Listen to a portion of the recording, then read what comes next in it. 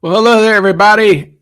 It is me, Ryan Burns, DB Cooper Sleuth, and I am joined today by Ned DeHan from the Philippines, all the way from the Philippines. He was just telling me that I was noticing he was drinking coffee, and I'm like, wait, what time is it in the Philippines? So it's about 8 a.m. in the Philippines.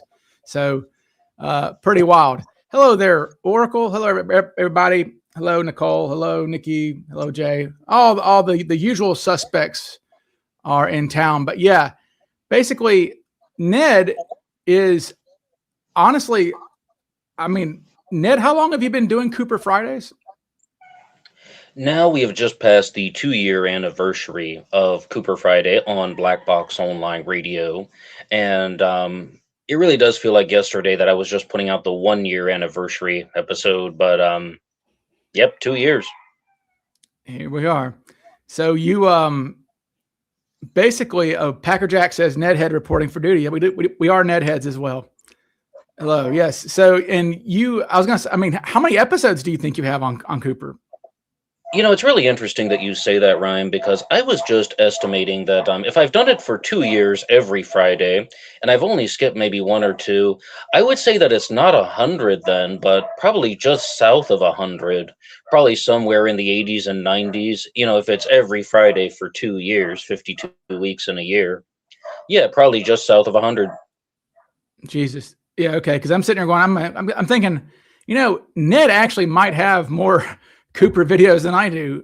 It's close. I mean, I'm not sure how many I have, but it's close to that. But I mean, you're definitely the only other Cooper.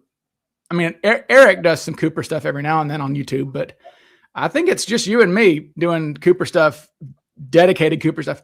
There was another guy, maybe Nikki remembers this guy's name. There was another guy who was doing some Coopery stuff a while back. John I R. forget his name. Yes, it was like a random kind of guy, but I forget who that was. But the bag is here. Okay. Oh, the Mr. Bag is here. Yes. Yeah. No. Yeah. Jay Darren hasn't done much. Yeah, I think Darren's last episode was, God, maybe a Was year that ago. I mean, it's been a minute. the Daniel Waltoner episode about with Sophie Danielle? Yeah. Yeah. That's I mean, All I, right, no comment. yeah, no comment. It's just like, okay, moving past that.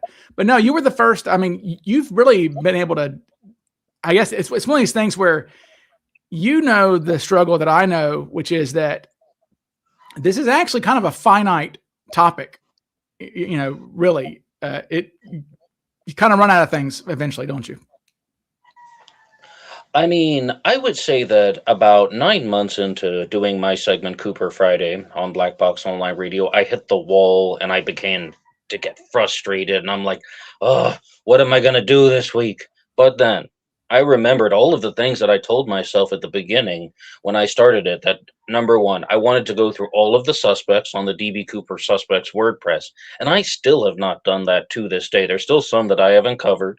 And number two, now there's this website out there called norjack.org. Ryan might not be familiar with it, but there also is a list of suspects out there that have some really good information, even more detailed stuff than the DB Cooper Suspects WordPress.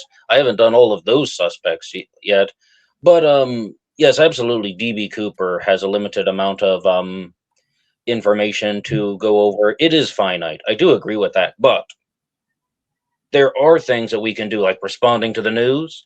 Sometimes I'll just get curveballs thrown at me. Like the last time Ryan was on my show, we were talking about the Dan Greider interview on the Facts First channel.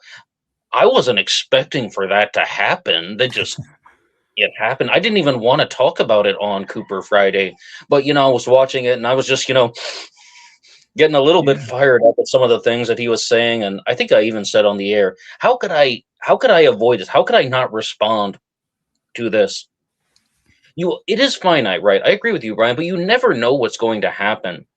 Something could be in the news. Like there was an explosion of DB Cooper related media after Dan Greider went public with Mhm. claiming that he found DB Cooper's parachute. That was one thing. DB Cooper gets in the news because of AI videos. I shouldn't say the news, but like going viral might be a better one. Like some of those AI generated videos saying that the case has been solved. You never know what's going to happen. Yeah, people watch those. The view counts on those. It's crazy that I can literally spend. It's frustrating, honestly, that I can spend 2 weeks. I don't know. I mean, the total hours. I mean, maybe 40 or 50 hours on a video, and I get 3,000 views on a 40 or 50 hour video that I spent 40 or 50 hours on. I get 3,000 views, and some slop, literally generated, spoken by AI, written by AI, uploaded by AI, can have 1 million views. It's just, it's so frustrating. But yeah, the Grider thing, we can talk about that for a second, because you and I were not expecting, like, what I was not expecting was at the very end when Grider gleefully like admitted that they returned the parachute, and you're just going, bro, you just cooked yourself. Like, didn't he? Well, that's exactly it, Ryan. Because when I said you can't like avoid these things, like you have to respond to them. When you hear something like that, that's the type of analysis that guys like you and I try to provide when we hear something in a video, and then you're just like, whoa, wait a second, this is worthy of a response. Like somebody should say something about this. If this guy is trying to say that, oh yeah, I submitted DB Cooper's parachute to the FBI and they returned the parachute to me, that's bad. That hurts his case, and he's just blathering about it on the internet. But Yeah. that's why it's helpful to talk about these things, and it's somewhat helpful to talk about things regularly and frequently, and because sometimes you just got to call people out on this stuff. Yeah, that was you just wonder. Yeah, that was just the strangest thing, that he calls. So Grider calls Larry Carr with this parachute thing in like 2022, and Larry's like, man, listen, McCoy's not Cooper. I know that you're into McCoy, but McCoy is not Cooper. This is not complicated. It's very simple. The man was not Cooper. I'm sorry that your fantasy is not true, but it's not Cooper. And so whatever parachute you found is not Cooper's parachute either. And then Larry was like, besides, why would Cooper keep his parachute? Blah, blah, blah, and then, I debunked it back then. I mean, I posted on the Facebook group and everything. I was like, look, this thing's got Cape Wells. It's got D-rings. It's an Air Force, blah, blah, blah. And it went away for a couple of years, right? And then it comes back with a vengeance in 24. And I mean, I was looking at it earlier. He's got a CNN interview on YouTube that's got like 2 million people. And I will never stop battling people in my comments. Every week, it's McCoy. I mean, I literally have, and I respond because I'm a jerk, I guess, but like, I have a like template response, a boilerplate response saved on my computer to copy and paste to these people, listing everything that's wrong, saying, please shut up about McCoy. Well, Nikki, I won't comment on that, but because I don't want to get sued, but yes, that's an interesting observation there, Nikki. Hello, Seth. We have another podcaster. Look at there. Seth's in here. Yeah. Okay. So Anthony Mills was that guy's name, apparently. Anthony. Did I say John Mills? Anthony R.R. Mills. Yeah. I don't know. I guess he's not. I haven't seen anything of his lately. So, but I remember he was the first to ever do an episode on Verdal, or even mention Milton Verdal, which I thought was interesting because, that's kind of a niche. Milton, he was not on the Wikipedia page or whatever. Oh, and important Wikipedia announcement. I mean, look, if somebody's got a problem with me doing Wikipedia stuff, then they can call me out on it. But I added Jason Langseth to the Wikipedia page yesterday, I think, which certainly a good person to add on there. And I removed Ted Mayfield. I'm like, why in the world is Mayfield on here? Literally, Mayfield that night was on the phone with the FBI during the hijacking. So it's like the only reason Mayfield is even a thought is because Himmelsbach in his book mentions Mayfield, says, my first thought was maybe Mayfield's involved. And then he said, but then it turned out Mayfield called me that or called the office that night, So, but yeah, Mayfield has no business being on there. And I mean, the other ones that are on there. Yeah, go ahead. That's important because, like, when I did my episode on Ted Mayfield, I called it the story of Ted Mayfield, not suspect Ted Mayfield, because he is mostly not Cooper. Like, he has been eliminated. He would make for a great Cooper suspect if he were a little bit taller. Yeah. But, he was caught up in a bunch of illegal activities, right? He was somebody who he ran a skydiving school, right? And he was like a criminal who had the skydiving capabilities in the area. I mean, that would be the type of person that I would suspect, somebody who could have pulled that off. But if he's making that, well, that's the hard piece of evidence that people should be looking at. And when it comes to McCoy, I guess he's just so popular that people ignore those hard pieces of evidence. Or say when Ryan Burns, makes his excellent video on how, no, Dan Greider didn't find the McCoy parachute because of all of these reasons, Air Force parachute versus naval parachute. I mean, some people just ignore that stuff. With Ted Mayfield, it's so easy to talk about. And I think most people would agree with us. They were like, oh, yeah, he wasn't Cooper because of just that. He had an alibi. And I mean, I guess with McCoy, never going to go away. Oh, well, thank you. No friender. Thank you. He says, thank you for the super chat. That's really appreciate that. Black Box Ned never gets tired of saying that Batman 66 bought him a coffee.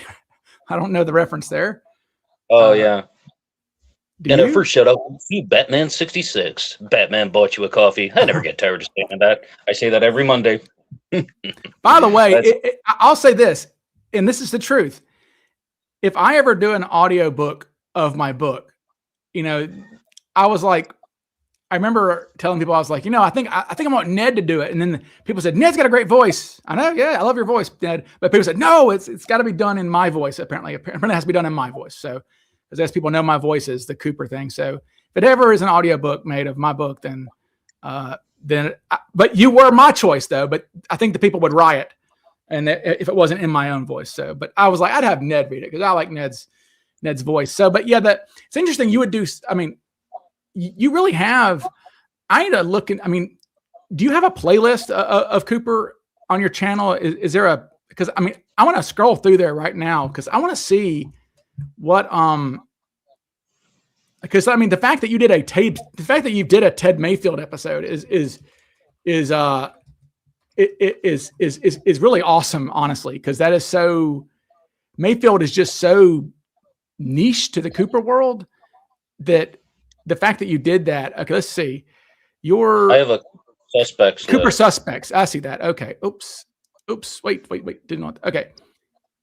Wait. Okay. There we go. Yeah, I'm looking at it. You've got. Let's see. So you did Lakich, Recca, William J. Smith, Sheridan Peterson, Milton Verdal, Ted Braden, Wolfgang Gossett, Ragstraw, E. Howard Hunt. Great one. Lepsy, Kenny Christensen, Vince Peterson, poor guy. Barb Dayton, Dick Briggs. Let's see. Skip Paul, Dwayne Weber, LD, Uncle LD, Jack Kofelt, Forrest Finn. Now, see, Finn, Alan Kelly, I'm going to have you on. If you're watching, we will have you on to do a Finn episode. Fred Milton Lane. Now, that's one of the newer ones. Lance, Herman Hendricks. No, nothing about him. Joseph Henry Johnston, Dr. James Roman. You do one on. I mean, he's not Cooper, but in my opinion, but you should do one on Heineman, like because on a Heineman, Bill Heineman. Oh yes, Heineman, Heineman. Skyjack. Yeah, you should do one on him. He's an interesting little interesting guy there. But yeah, I mean, you've done some good ones. And I'm trying to think of looking through these ones that you did. So one question, hey Nikki, I almost asked you, Nikki, the other day. So Ned, you were doing one on James Klansnick, okay? And you said that a guy who knew Klansnick reached out to you. That's right. That kind of perked my ears up a little bit because I wanted to ask Nikki if this was. Nikki, do you think that the person who contacted Ned was your old friend there, Nikki? Because I'm wondering if that's a bogus email, to be honest.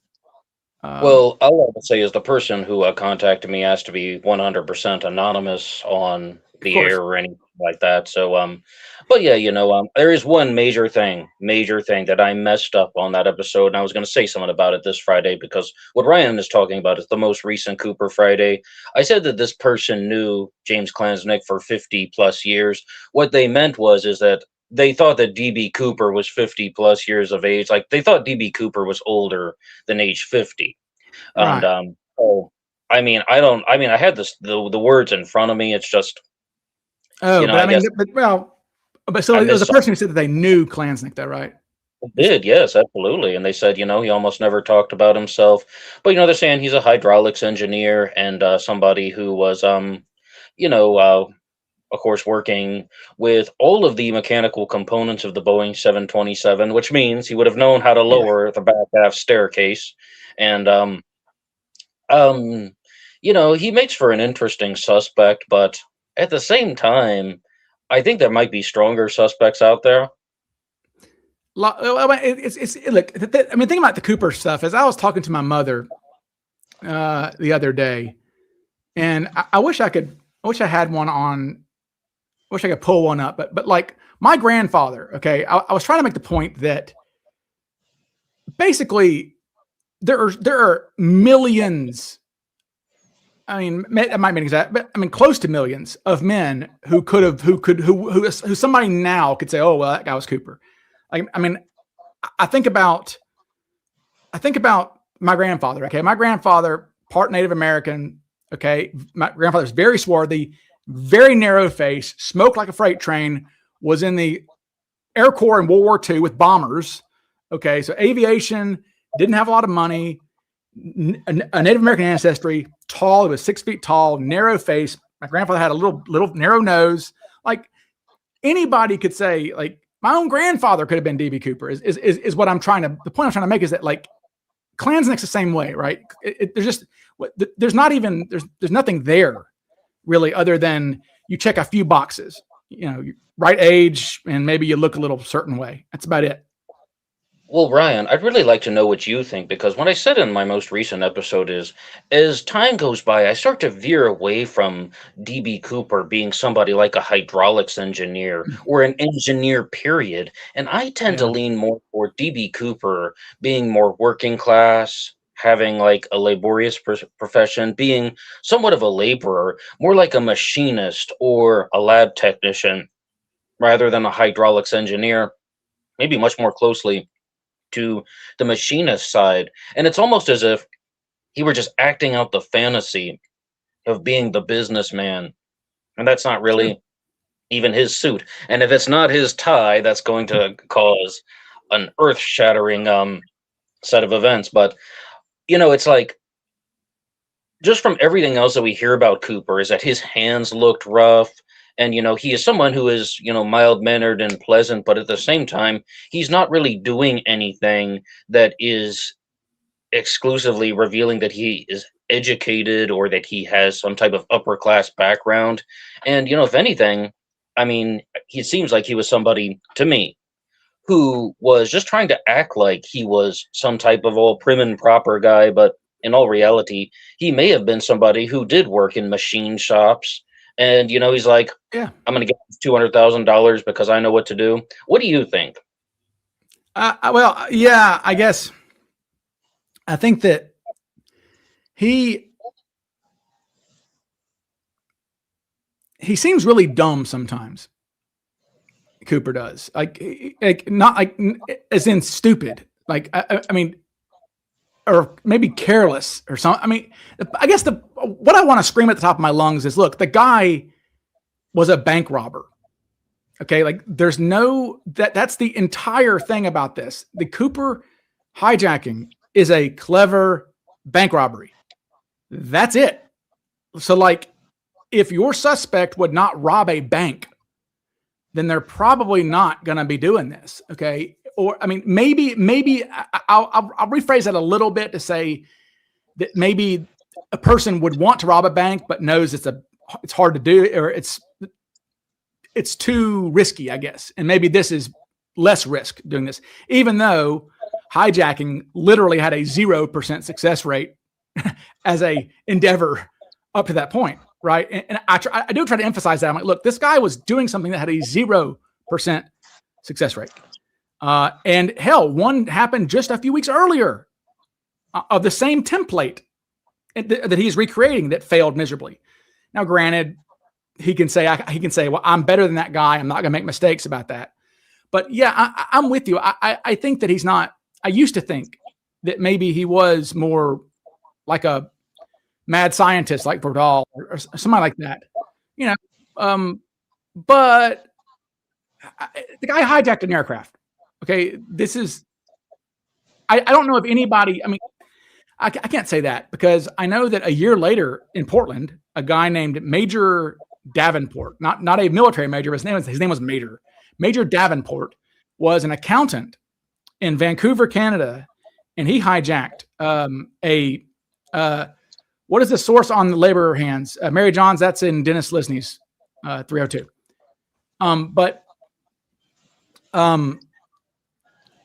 Crap, I got distracted. I forgot what I was saying. The hijacking by a guy named Major? Yes, Davenport, yes. So what's interesting, it kind of comes full circle because we were at CooperCon and last year, and Jim McClellan was there, the pilot of the mystery plane. And an actual Cooper suspect. I mean, they busted up. I mean, they took crowbars to the trunks of his car and stuff. I mean, his wife was panicked. So that was kind of cool to have an actual Cooper suspect who was he's all up in the 302s. I mean, he's alive, so he's redacted, but he was there, and he brought up. He said, a year after the hijacking, the guy across the hallway from me, because he was an accountant or whatever, Jim McClellan, said the guy across the hall hijacked a plane at PDX a year after me. I said, Major Davenport. He was like, yeah, that was the guy's name. I'd forgotten his name. I was like, yeah. So an accountant did hijack a plane. So it's not totally crazy that somebody who has a college degree, I guess, would do this, or a professional degree. I mean, it's not impossible, and he failed miserably. Now, Davenport was completely crazy, and he was having a mental breakdown, and he never served any time in prison or anything. He was just let loose, from the nut house, I guess, after a few months. But let me pause for a second, and got some people are asking some questions here. They're pretty good ones. Yeah. If you see one, I mean, what do you see? What are you saying? Oh, Kid Freshie had one for me, but Chris Knudsen here would have gotten a lot more money. The chat's moving a little bit fast, but I'll let you choose them, Ryan. Okay, well now, Chris, I had to have you on. Chris is a former U.S. Marshal for his career, so he actually gave us the information. I didn't know this because people hear me talk about the palm prints and how they really wanted Rackstraw's palm prints, but he gave them the finger, and how they contacted the FBI contacted the Attorney General's office saying, can we hold him down and make us give him his palm print? And before they got an answer, he was acquitted and left. But Chris says that, that you can by force take someone's palm print or take someone's fingerprints by force legally. So if you're law enforcement, obviously. But I thought that was a good one. Well, I have a question, Ryan, about that while you search through the chat. Now, you were just talking about Robert Rackstraw, and we've talked about McCoy. And the most famous commonality between these two individuals is that they were both in their late 20s at the time, right? Mm-hmm. Under the age of 30. Do you think that it's practical to look at suspects who are that young? Or should we be concentrating the age range, higher? Okay, so great point there. So Rackstraw at the time would have been 28 or 29. McCoy was 29, I think. Mac was 28. Okay. Let's see. Now LaPointe and Hetty were young guys. LaPointe was 22. He was real young. and Hetty would have been 24, Rob. But I guess the problem with Cooper being young, I mean, is that age is not just visual. Okay, age is vibe. Okay, and I just, you know what I'm saying? Like a guy who is 20, a guy in his 20s would have been, okay, Tina Mucklow's 22. Okay.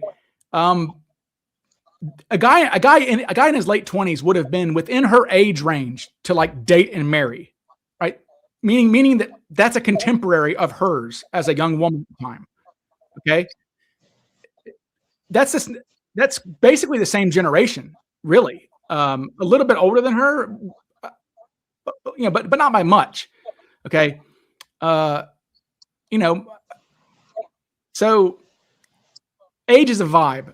And if you sit next to somebody for 5 hours, I'm probably going to be able to tell a difference, whether they're in their 20s or 40s. Right? You would think so. That, this isn't just looking at a picture of somebody. This is sitting next to them literally for 5 hours. And, not at once you're going to think, well, wait a second.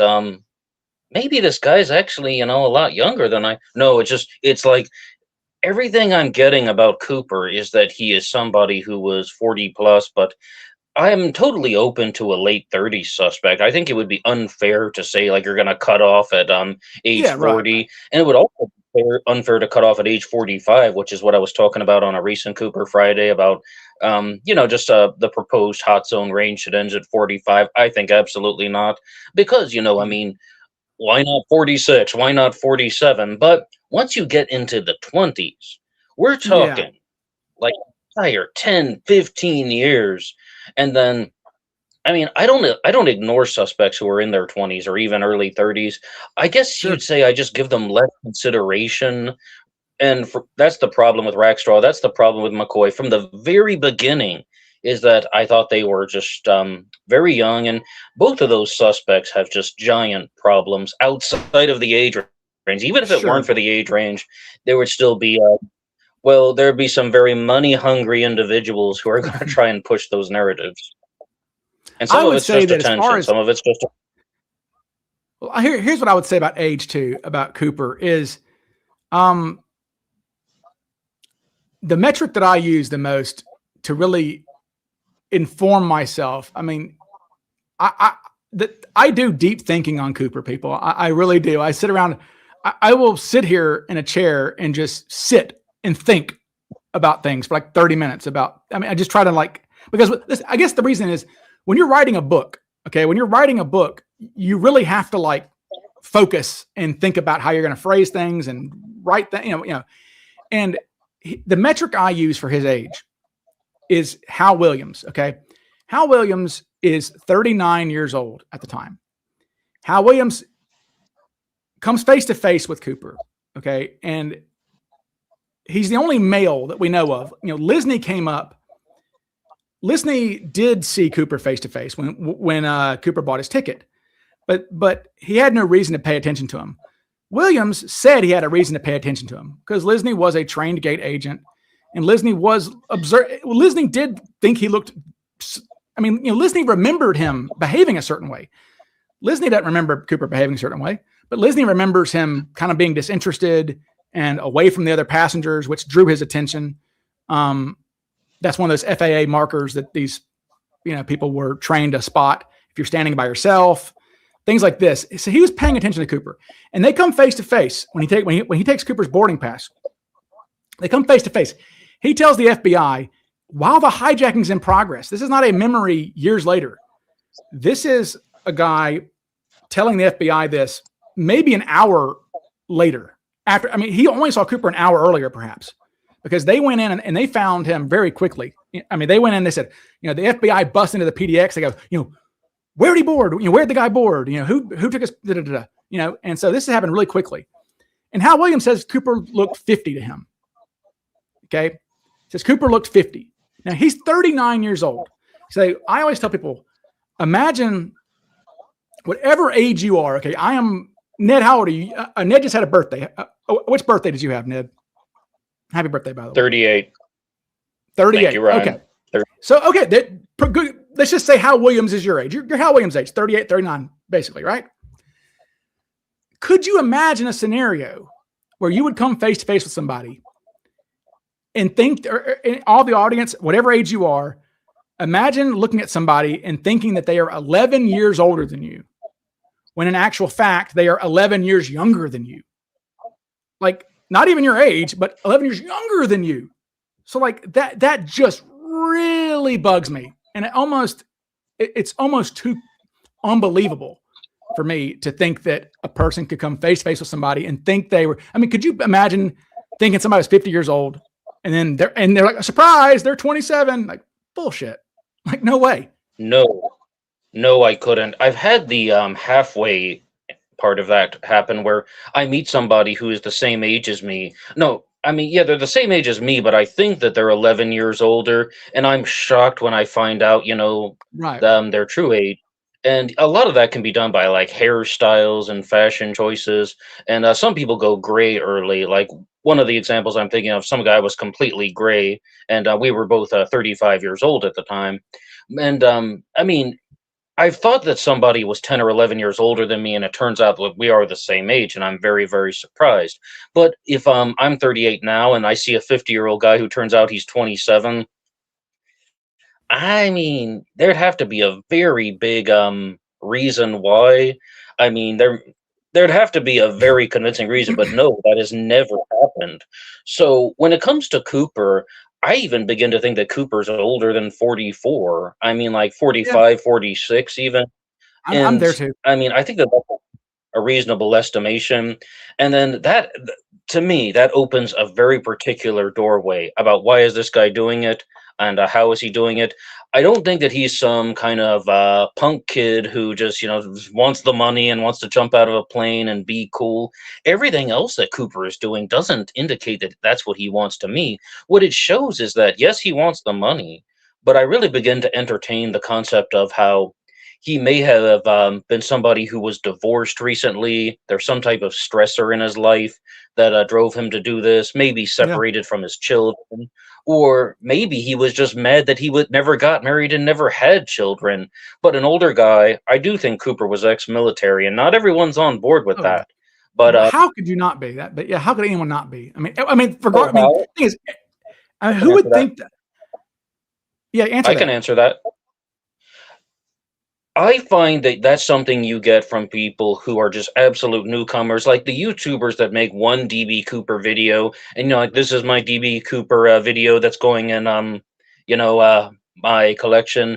Like the ones that do not focus on Cooper and unsolved mysteries, they're saying, I do not really see much of a military background in this guy. Examples would be Pat Brown, Simon Whistler, John Lorden. They all said this, that they just thought that he was more of an engineering type, and they also all thought that he was a Boeing type. The three people that I just mentioned, but it's the people who take a very, very brief look at DB Cooper and they say, I don't really see much of a military background. I think there's a lot of evidence to the contrary.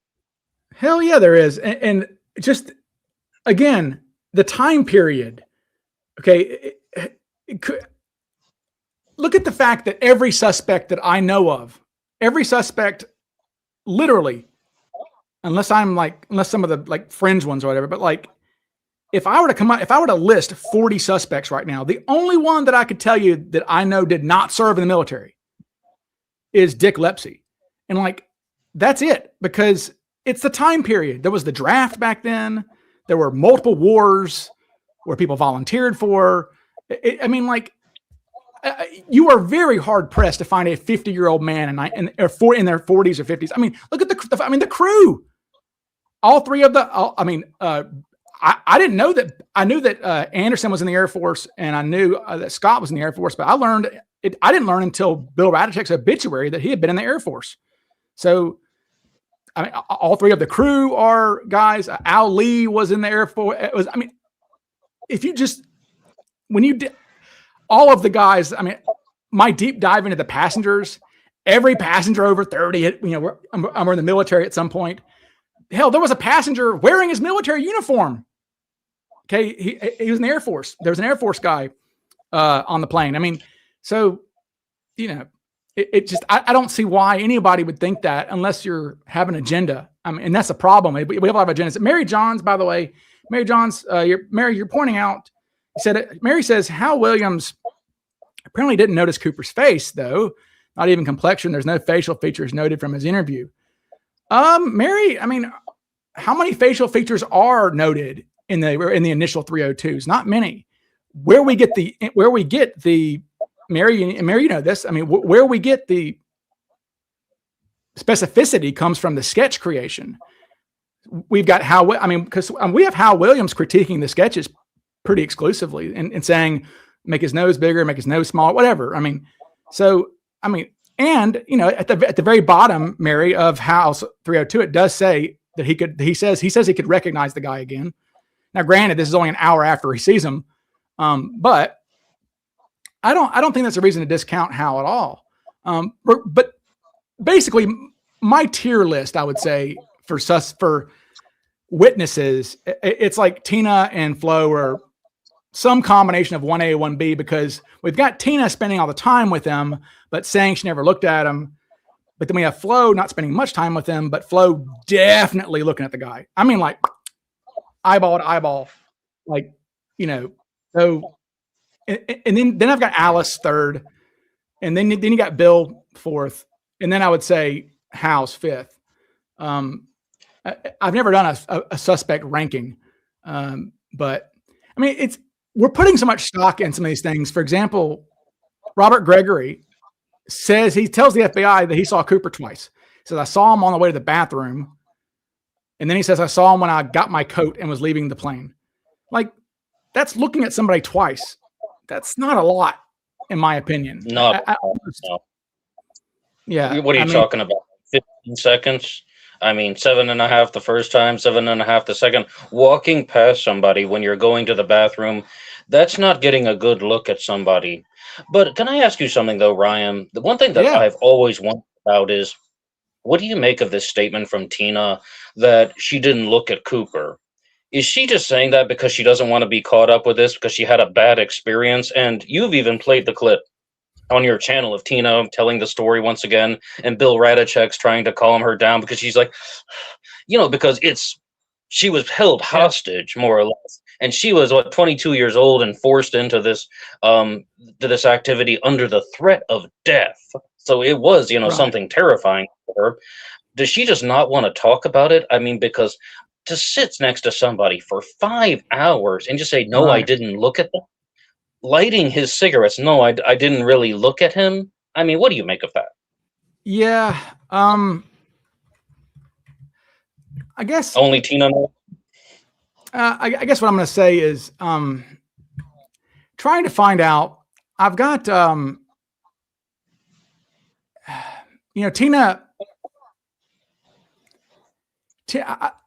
I'm going to pull up the part in my book where I mentioned Tina a little bit. I think I wrote about her after everything.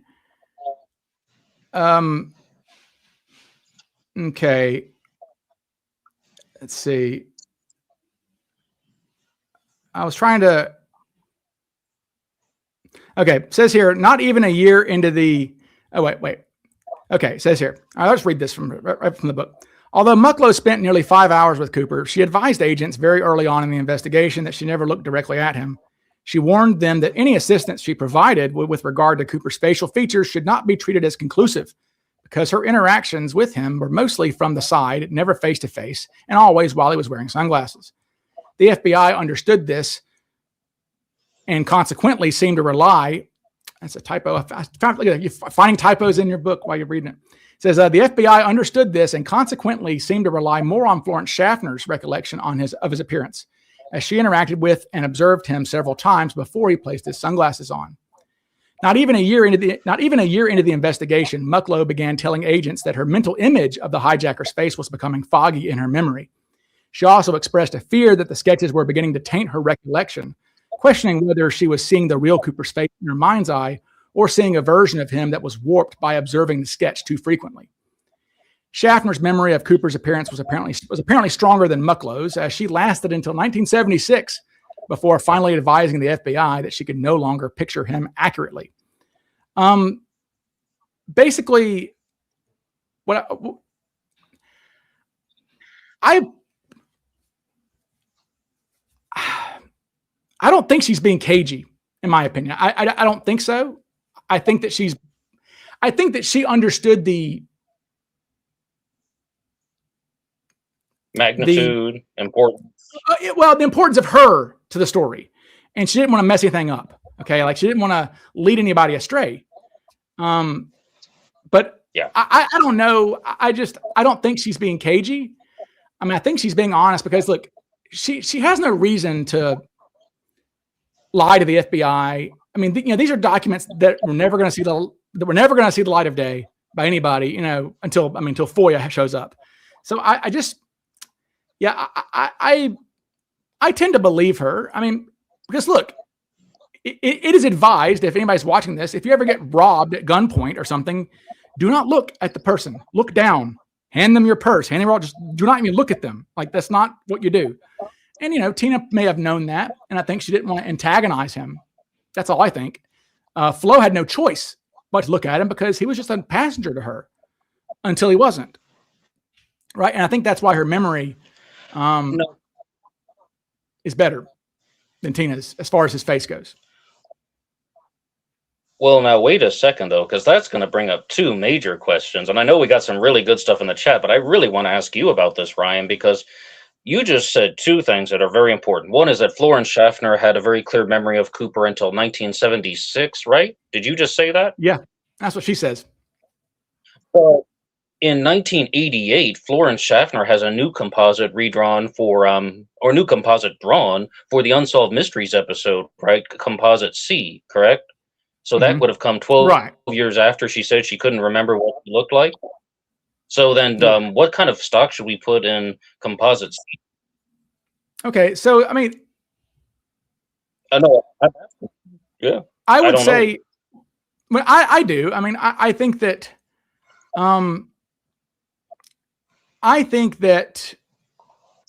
Okay, well, again, I will read you my boilerplate response right from the book. During the 1988 Unsolved Mysteries episode on the hijacking, Florence Schaffner worked with Malin Coleman, a sketch artist best known for his depiction of Richard Ramirez, the Night Stalker. The sketch they produced during that session bears little resemblance to any of the previous sketches. Its menacing quality marks a sharp departure from earlier renderings and raises the possibility that it reflects Schaffner's psychological memory of the hijacker rather than her accurate recollection of the hijacker. That's my take on it. And there he is there. Let's look at that guy. And then I say, I said, regardless though, the three physical features so well remembered by the witnesses yet again make their appearance within a Cooper sketch: a narrow angular face, a narrow pointed nose, and a unique lower lip. So that's kind of the value it has for me, is that it still has these features that show up 1,000 times. And so it's like, this is not Walter Recca. Okay. Like there's no, it's not, I mean, it's got value. Have the stewardesses ever been under hypnosis? Not that I know of. Mary's right. Mary says that I got that wrong. See, I get things wrong. Mary says that it was that Hal Williams said he could not recognize Cooper again. That's interesting. Okay. Here's a question. I'm sorry. I've seen you ask it again. Rad Rocking Ryan. Thank you. Your boy Eric Eula says he feels like the case will be solved in 2026. Do I agree? No, I don't. Do you think tie particles will end up being the reason the case is solved? No, I don't. Because the tie particles change every damn year. Yes, please. Yes. Okay. Now, as a newcomer to the Vortex, one of the first things that I heard when I started Cooper Friday was something from Eric Eula saying, the case is going to be solved within the next 12 months. Then the next year, the case is going to be solved within the next 12 months. The case is going to be solved within the next 12 months. That's something that has been consistent for me during my time in the Vortex, is that Eric Eula is saying that the case is going to be solved within the next year. And I want to be on his side. I really do, because I don't think he's trying to be a jerk or he's playing around. I think he has optimism He I does. think that he is trying to keep an open mind to the possibilities. But Ryan and I have both talked about the tie extensively, and just about how it's not the treasure map to DB Cooper. I don't No. think the tie is going to be that perfect way. I mean, because I'm not even convinced that DB Cooper wore that tie during his work life. I mean, I Yeah. don't know the origin of that tie or who wore that tie and got the metallic particles on them. But you've had Tom Kay on the program, Ryan, right?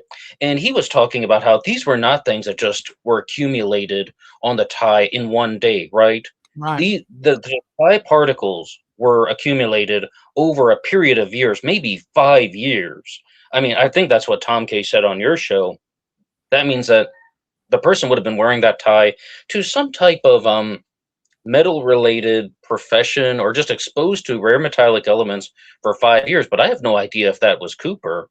And no, like, I mean, I totally get that Eric wants the case to be solved. I want the case to be solved. And you even said this yourself before, like, you want to know who DB Cooper is, right? You Of can't course. follow a case for 10, 15 years and not just actually want to know what Right. happened.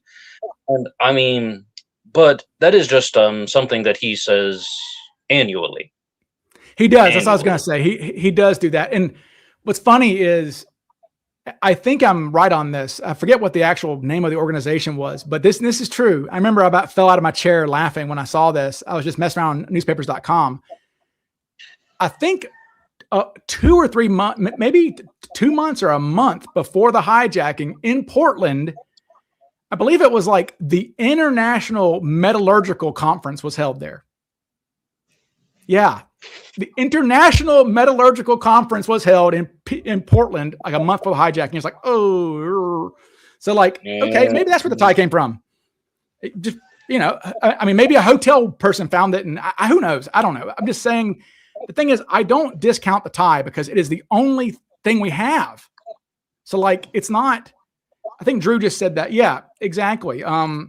Drew, thank you, Drew. Drew says the tie is one of the only remaining pieces of evidence to dig into. I can't imagine a better way to waste time digging into DB Cooper. I'm with you. It's not for me because I'm not a scientist. Okay, I don't do this. I'm not good. And Ned, I know that's kind of above your pay grade too. It seems like to dig into tie particles. Well, I mean, yes. No, I'm not a scientist, and I talk very openly about that. But it's like, if anything, if Eric Eulis and Tom Kay and what Eric does really is to try and identify the location of the tie particles, to identify where the tie was, and that's another thing that Eric Eulis changes on, where he says that it had to have come from this particular location, Crucible Steel. It's becoming a bit tropey, isn't it? It's tropey. It's tropey.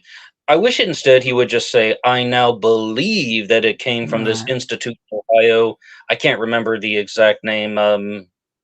It's not Bethlehem. It's Brentwood or something like that. Yeah, there's a bunch of them. Yeah. But what he's talking about is like he's actually trying to identify the location of the tie, where the tie was worn and where the particles came from. And that's a mystery in itself. And I completely agree with this person who just left the comment that, well, what else do you have to do? And that's why I said on Cooper Friday, I had a reversal. I used to be like, let's just put the tie on the back burner. No. It's something we have to investigate because Eric and he could be right. I mean, he could be right that was Cooper's tie, and Cooper did wear it to work, and they found Cooper.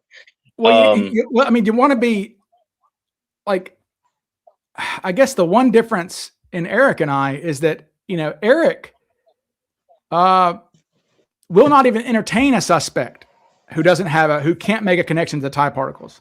He won't even. I mean, when people email Eric, I mean, look, Lee Seller, for example.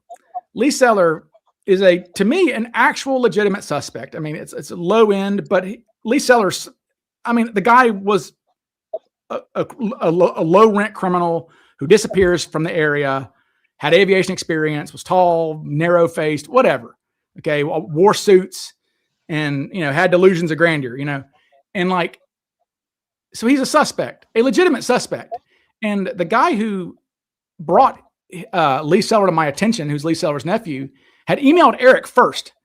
And Eric said, "Oh, does he have any connection to tie particles?" And he's like, "Well, I don't think so." "Well, he's not Cooper," and just dismissed him.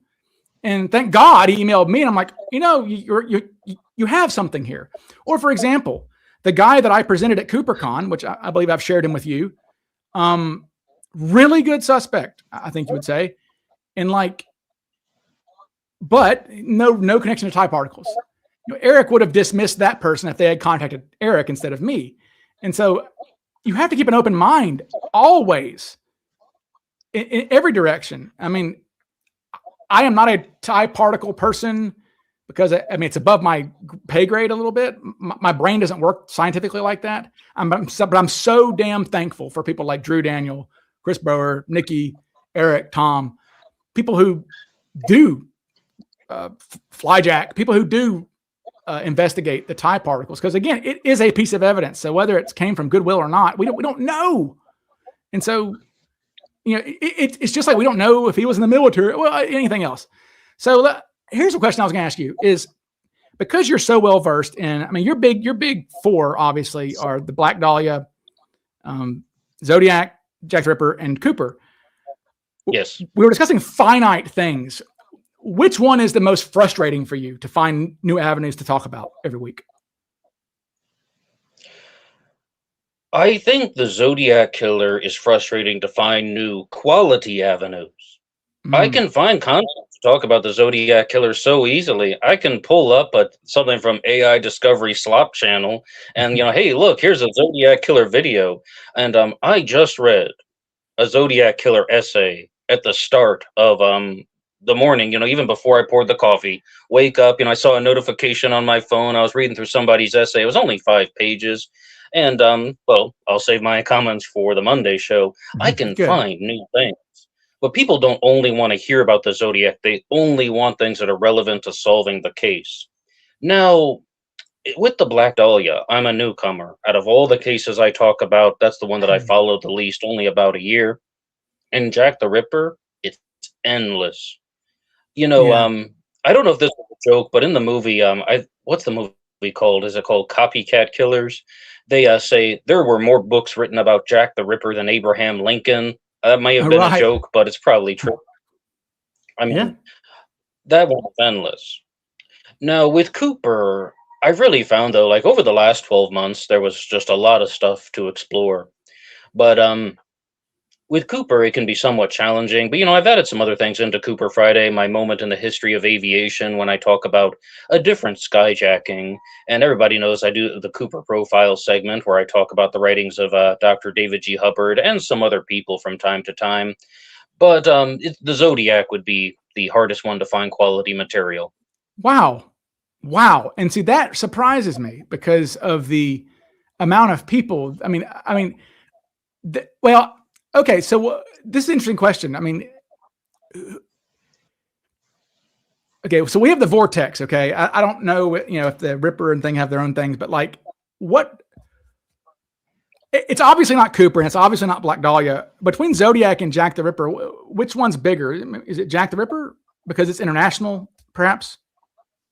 More so than Zodiac? Is there a wider audience for Jack the Ripper stuff than Zodiac stuff? Which one has a bigger fan base, quote unquote, of investigators or enthusiasts, hobbyists, whatever? I think on YouTube, the Zodiac world is going to be bigger, and it's going to be more reactive because overall, historically, absolutely Jack the Ripper, because Jack the Ripper is older, and there are going to be more people globally who are familiar with Jack the Ripper than the Zodiac, just because that story has been around longer. But like, just from my experience interacting online and on YouTube, there are a handful of channels that are very popular about Jack the Ripper, but it really seems like the Zodiac content is more reactive. Okay. Well, and like, I guess, I think I'll tell you why. And I'll tell you why. When you're saying it's more reactive, it's because there's no, it's kind of like the Cooper thing. Cooper feels like we can grab him. Cooper feels like we can solve it. Cooper feels like we can solve it. And Zodiac's the same way. We have a sketch of Zodiac. We have photographs of suspects for Zodiac. with Jack the Ripper, like I would lose my mind if I was doing Jack the Ripper stuff because, good God, it's not like Whitechapel in the 1880s. That could be anybody in the world. I mean, literally, like we don't know. I mean, maybe I'm wrong. I mean, we've got a few. We have a few witnesses who witnessed him interacting with a couple of the women, right? And so I do know that people heard his voice a little bit. Am I right that there were some witnesses who saw him interacting with the women before leaving with them? So there is kind of I think he was speaking normal English. Is that right? Or am I wrong on that? It's possible that someone heard his voice, but we don't know if that actually was the killer because you're just hearing a sound on a city street. Was that actually from Jack the Ripper, or was that from somebody else? And what you might be talking about is that on the night of the double event, September 30th, 1888, prior to the murder of Elizabeth Stride, somebody shouted the word Lipski around the time of the murder. Lipski was a slur against Jews. It's named for the murderer Israel Lipski. He murdered a woman named Miriam Angel in 1887. And that may have been the killer. It may have been a witness. And it may have just been someone who's not even looking at Jack the Ripper and unrelated. That's how it was introduced to me. Someone shouted the word Lipski. And, that's a name. Okay. So you're saying, is that plain English? Could be anything. Well, another problem with Jack the Ripper too is that people don't think about is the lighting. Okay, like we don't know that world. Okay, we don't know a world. None of us in this chat know a world where there are no electrical lights. Okay, so this is a time period before. I mean, they were still. I mean, all of the lights would have been still oil lamps and things like this. And this is nighttime when people are seeing this guy at night with like oil lamps and things. And so I just don't think that your witness descriptions are going to be much helpful for Jack the Ripper. And again, somebody seeing a guy with Elizabeth Stride or Catherine Eddowes or whatever. Well, I mean, a lot of guys were with Catherine Eddowes and Liz Stride, right? So, I mean, it just kind of, that one seems impossible. Honestly, I mean, is that the one? Okay, wait. How about this? How about some fun? Since you are the guy for all four of these, you do all four. Rank them in most likely to be solved and then least likely. What do you think? Number 1, Cooper. Number 2, Zodiac. Number 3, Black Dahlia. Number 4, Jack the Ripper. I don't even have to hesitate on that one because with Cooper, we have a lot of physical evidence, such as we do have the tie. And I don't know what Ryan would think about this, but we might have Cooper's DNA. We maybe have not isolated the exact sample that's been definitively from Cooper. And furthermore, there are pieces of evidence that are specifically from the skyjacking. If someone has, they find the box in the attic with the $20 bill and right. The maybe piece of Cooper's parachute or something of that nature. Now, Zodiac. We might have the Zodiac killer's fingerprints. We might have the Zodiac killer's DNA. A lot of things are questionable. We might have the Zodiac killer's side palm print, also called writer's palm. But the fingerprints is become looking more and more likely. And I mean, that could be something that we could use to identify the Zodiac. With the Black Dahlia, the murder of Elizabeth Short, her body was scrubbed with a coconut bristle brush. They could maybe have the bristles, but the killer went to a very large length to clean off any type of physical markings because fingerprints can be left on the human body. I know you're a defense attorney, you know all this for the audience. And we're just anything that could be traced back to him, fibers as fingerprints, some type of marking, impressions from a ring. And she was also found in a completely different location from where she was murdered. So all of the evidence in the Black Dahlia case has mostly been destroyed, contrary to what Fox News would like you to believe. Oh. And then with Jack the Ripper, it's just been 138 years. Yeah. That's the long and he short could of be it. anybody. But Ryan, I do believe that somebody might figure it out. Somebody might figure out who Jack the Ripper was. and like they might have the right ideas. I was talking about that yesterday. Like somebody might be able to connect the dots. Can you tell us? I've seen I've seen Kosminski come up several times so far in this chat. I mean, what's your take on him? Is he as bad? Is he like is he the McCoy of Jack the Ripper, or is he a legitimate suspect to you? 100%. Well, he is the McCoy of Jack the Ripper because he is the most popular suspect. He was highly entertained by certain members of law enforcement. The difference between McCoy and Kosminski is that Kosminski is a defendable suspect, in my opinion. I mean, as I just told you, multiple members of law enforcement believe that Kosminski was Jack the Ripper. He was a mentally deranged person that was in the area. And as we talked last time, one of the biggest pieces of evidence is they claim by the two members of law enforcement, Anderson and Swanson, claimed that yes, they had a witness who was going to identify Kosminski. It's just the witness refused to testify, and that's more or less the stories of Robert Anderson and what's called the Swanson marginalia, which was written by Donald Swanson, saying, it was Kosminski. We just couldn't get this person to testify. There are reasons to suspect him. He was a mentally ill individual who was in the area, who was institutionalized shortly after the crimes were put to an end.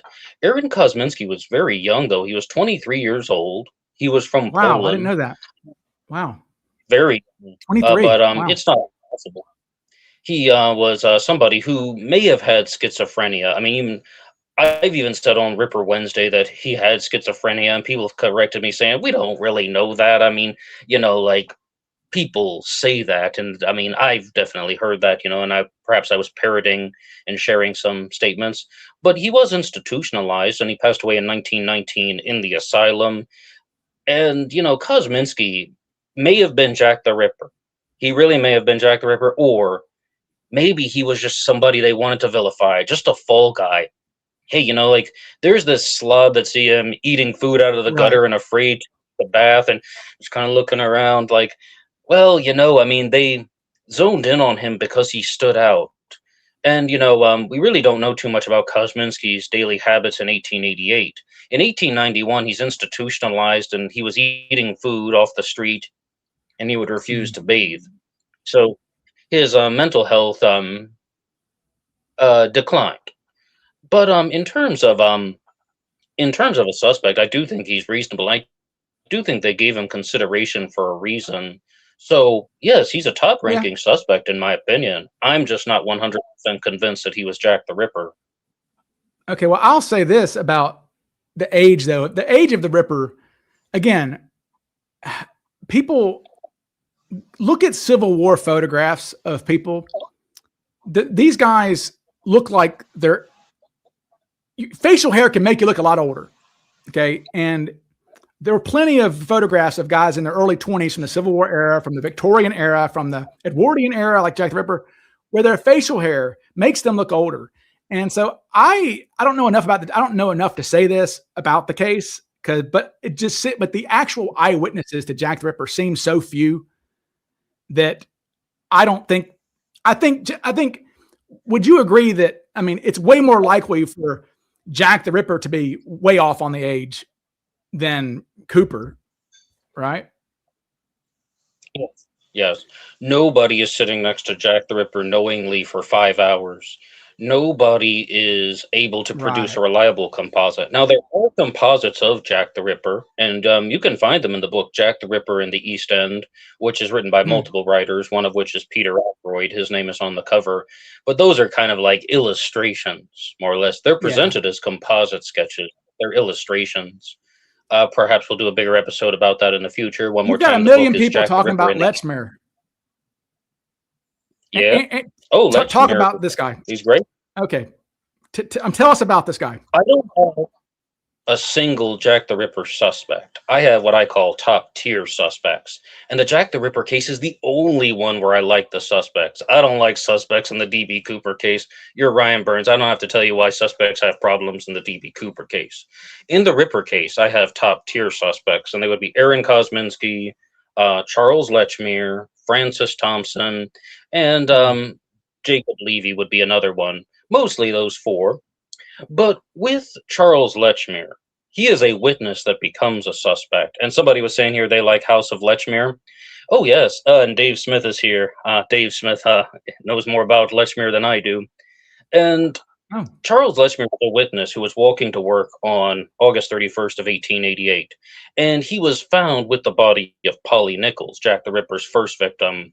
The problem is the time frame because it's like he left home around 3:30 a.m. by his own admission, and yet he's seen at the site in Bucks Row where Polly Nichols was murdered at approximately 3:45, maybe. I don't want to mistake these times because it's very important. However, it only takes about 7 or 8 minutes to walk from his home to Bucks Row where Polly Nichols was murdered. And that means that there are 7 to 8 minutes that are unaccounted for. And is that when the murder took place? And a different witness named Robert Paul is walking by and he sees Charles Lechmere standing and looking at the body of Polly Nichols.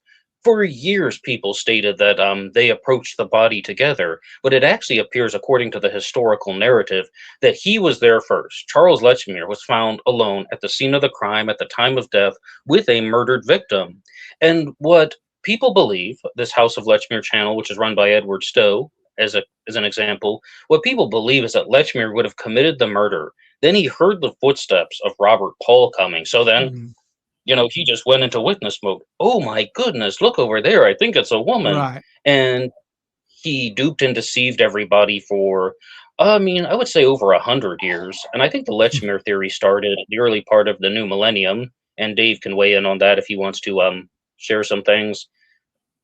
But that's more or less the long and short of it. That's why people suspect Charles Lechmere, a witness that became a suspect. And Lechmere was a local Whitechapel resident, and other places have connections to his life. Like the murder of Liz Stride occurred near where his childhood home may have been. I don't want to misstate anything because the details are very important, as well as the Pynchon Street torso also has a connection to Lechmere.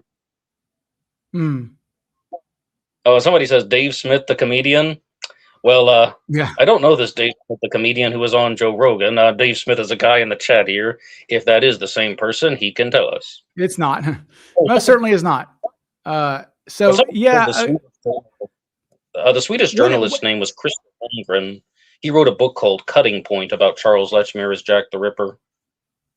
okay. Well, I mean, look, if you're found near a body, I mean, that's something. I mean, that's something. It's kind of like how, not quite, but I think about Joseph Henry Johnston. Like, what is that guy doing in the area? Like, like, Yes, why? Ryan, this is what I wanted to ask you during the live stream. More than anything, this is what I wanted to ask you. And, I had Pat Boland on my program, and she was just saying, I'm convinced that Joseph Henry Johnston was not D.B. Cooper, but that he was an accomplice involved or had some connection to D.B. Cooper. Yeah. And, when I hear something like that, I'm just like, I'll hear you out, but I have a very I have a very low amount of patience for claims like that are so direct. And, of course, I went over to norjack.org once again, wonderful website, and I read, the file, and I also looked at the other ideas that people were sharing about Joseph Henry Johnston, and I think that I might be agreeing with her. I think that it's an extremely convincing case that he was Cooper's accomplice. I wanted to ask you, was Joseph Henry Johnston Cooper's accomplice? God damn. Well, I'll say this. In my Joseph Henry Johnston video, I said that I think I started out by saying there are a lot of coincidences in the Cooper case, but this one's the biggest one of all, I think. I don't know. It's just something stinks about that whole thing. Something really stinks about Joseph Henry Johnston. I don't know why why would this guy take up skydiving in his late 40s after getting out of prison? Okay, why would he have flight maps for Seattle and Portland when he's living in Arkansas and then moves to Portland a month before the hijacking? God, And yeah, we actually do have a suspect coming out soon who has a legit new Joseph Henry Johnston, probably, maybe, sort of, kind of, a good suspect. So, I would say no. If I had a gun in my head, I would say no, because I just feel like Cooper really seems like a guy who acted alone, because the way he pulled off the hijacking doesn't speak to an accomplice, in my opinion.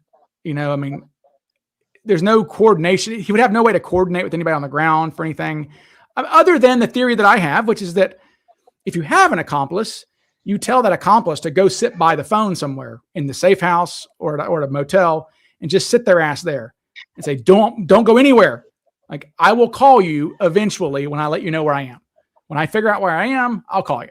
And like, that's possible. And for a guy like Joseph Henry Johnston, who already lived in the area, you know, or I mean, who was in the area. He lived somewhere in the area. There was no motel or whatever. And then the fact that the guy dies of an overdose, like 3 months after the hijacking, you know, and he is shown, you know, flashing a bunch of 20s around after the hijacking. There is so much smoke there that it's really, if Cooper had an accomplice, it was Joseph Henry Johnston. I'll just say that. If he had one, it was Joseph Henry Johnston. So that'd be my guess. But Ryan, did I get this right from your research? He was found with a large amount of $20 bills, even to the point where they actually checked the serial numbers, Yeah. and they weren't spot on, but only off by 3 digits. So Close. the possibility that was posed was that when people were logging the serial numbers, you know, manually, because they're like, when they're logging them, that they just mistyped and those were typos, or that that they incorrectly log these things because they're so close. Yeah, it's I mean, hell yeah, it's possible. And look, the guy, if his rap sheet, if you go to norjack.org, I mean, Joseph Henry Johnston's rap sheet is forever long. It's ridiculous. The guy was a career criminal, and he's got convictions for forgery. So, I mean, we know the guy could do these things. And yeah, he was somebody, I mean, the police went to investigate him for flashing so many 20s. Not because of Cooper. The police somebody contacted the local police and said, hey, there's a guy who should not have this much money. Go investigate him. So, you know, I wonder if I have that. I may have that graphic actually on my computer here. I may actually have the Joseph Henry Johnston graphic for I hope I do. And I don't. Of course I don't. Of course, naturally. Anyways, but yeah, Johnston's, those serial numbers are really close. But definitely up to no good. So now with Zodiac, I feel like, let me jump around a little bit a second. With Zodiac, Chris Cunningham was telling me, you know, and Chris is a good researcher on Zodiac. I think it was Chris was telling me that they have testable DNA that they could test. The police department. Am I wrong? Somebody, I mean, Ned, that there is that one of the police departments has DNA, has the stamps or the letters or something, and they could test it for DNA, and they don't. And I'm just like, that would infuriate me if I was a Zodiac person, being like, wait, this isn't like, you know, some of the nebulous Cooper DNA. We have an actual stamp, you know, that could be checked for DNA, right? That's my understanding, is that there is a stamp that could be checked for DNA, because they have one of the stamps from the letters. Somebody licked it.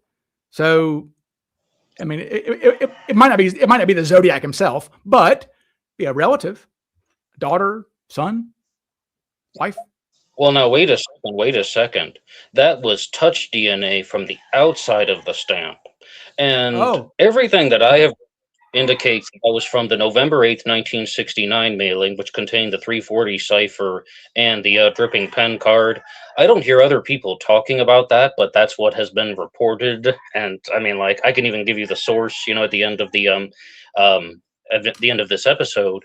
Now, I think the most honest way of stating something about the DNA evidence is we might have the Zodiac killer's DNA. We don't know if it's from the killer. Multiple fragments have been found on different Zodiac correspondences, but none of it matches. It's not like we have this from the November 8th, 1969 mailing. We also have it from, let's say, the December 20th, 1969 mailing, and we can link all that together and they have a complete profile. They created one complete profile of somebody who had DNA that was found on the letters. But it turned out it was someone who could not have been the Zodiac. That's all that was shared on ZodiacKiller.com. The announcement, I mean, some people are guessing, does it mean it's like a 13-year-old? Does it mean it's a woman? Does it mean it's a black man? It's just someone who could not have possibly been the Zodiac. The DNA evidence is very questionable, and Mm. no, like Cooper, it's not reliable. And but I think that that's the most honest way of putting it. So Chris isn't wrong. That information is definitely out there, and it's possibly true. It's just, was it saliva DNA? I've never seen anything or heard anything that it actually was saliva DNA. Touch DNA Mm. from the outside of the stamp. Okay. And how do you know that Okay. that's the Zodiac's? Was that the mail carrier holding it when he was walking to the house? I mean, Right. something like that. It's touch DNA from the outside of It's the stamp. the same thing as, Cooper's tie DNA, right? I mean, that tie was handled by so many people. It's just not, it's so contaminated that it's unlikely to be Cooper's. Wait a second, though. There is a possible DNA link between the 1978 letter and the 1974 letter, the Exorcist letter of 74, and the 1978 letter that says Herb Cain and the start. There might be a DNA link between that. And I mean, it's a very tricky situation because, I mean, if it were certifiable, you think people would just be shouting it from the rooftops. And instead, it's more or less shared like a rumor. That would mean, if anything, that would just mean that the 1974 Exorcist letter is most likely a hoax. But Mm. um, that's more or less where the DNA is. It's questionable. Like, the Jack the Ripper DNA is questionable. The Zodiac DNA is questionable. The Cooper DNA is questionable. It's not that people don't want these cases solved. It's just the evidence actually is not there.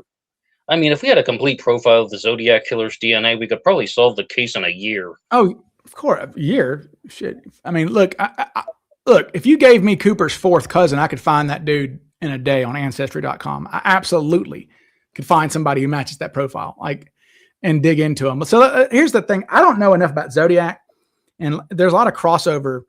And the Zodiac stuff, like, again, I know nothing about Zodiac. Okay, so I mean, I know a decent amount about Jack the Ripper. I can at least name all the names of the victims on Jack the Ripper. I can't name a single Zodiac victim. I know that the guy who's still alive is named Brian, I think, but that's about it. His name's Brian, right? Yeah, that's all I know. I don't know his girlfriend's name, rest her soul. I don't know those people. So my question for you is, the Zodiac letters, why are they convinced that some of them are authentic? Well, in 1969, July of 1969, the Zodiac wrote his first three-part letter. He copied one letter three times, and he mailed it with a portion of the cipher, the famous Zodiac cipher, to three different newspapers. And in it, it said, "To prove that I am the killer, I will state some facts that only I and the police know." He said that he was the killer at Lake Herman Road. That's the first crime, the murders of David Faraday and Betty Lou Jensen.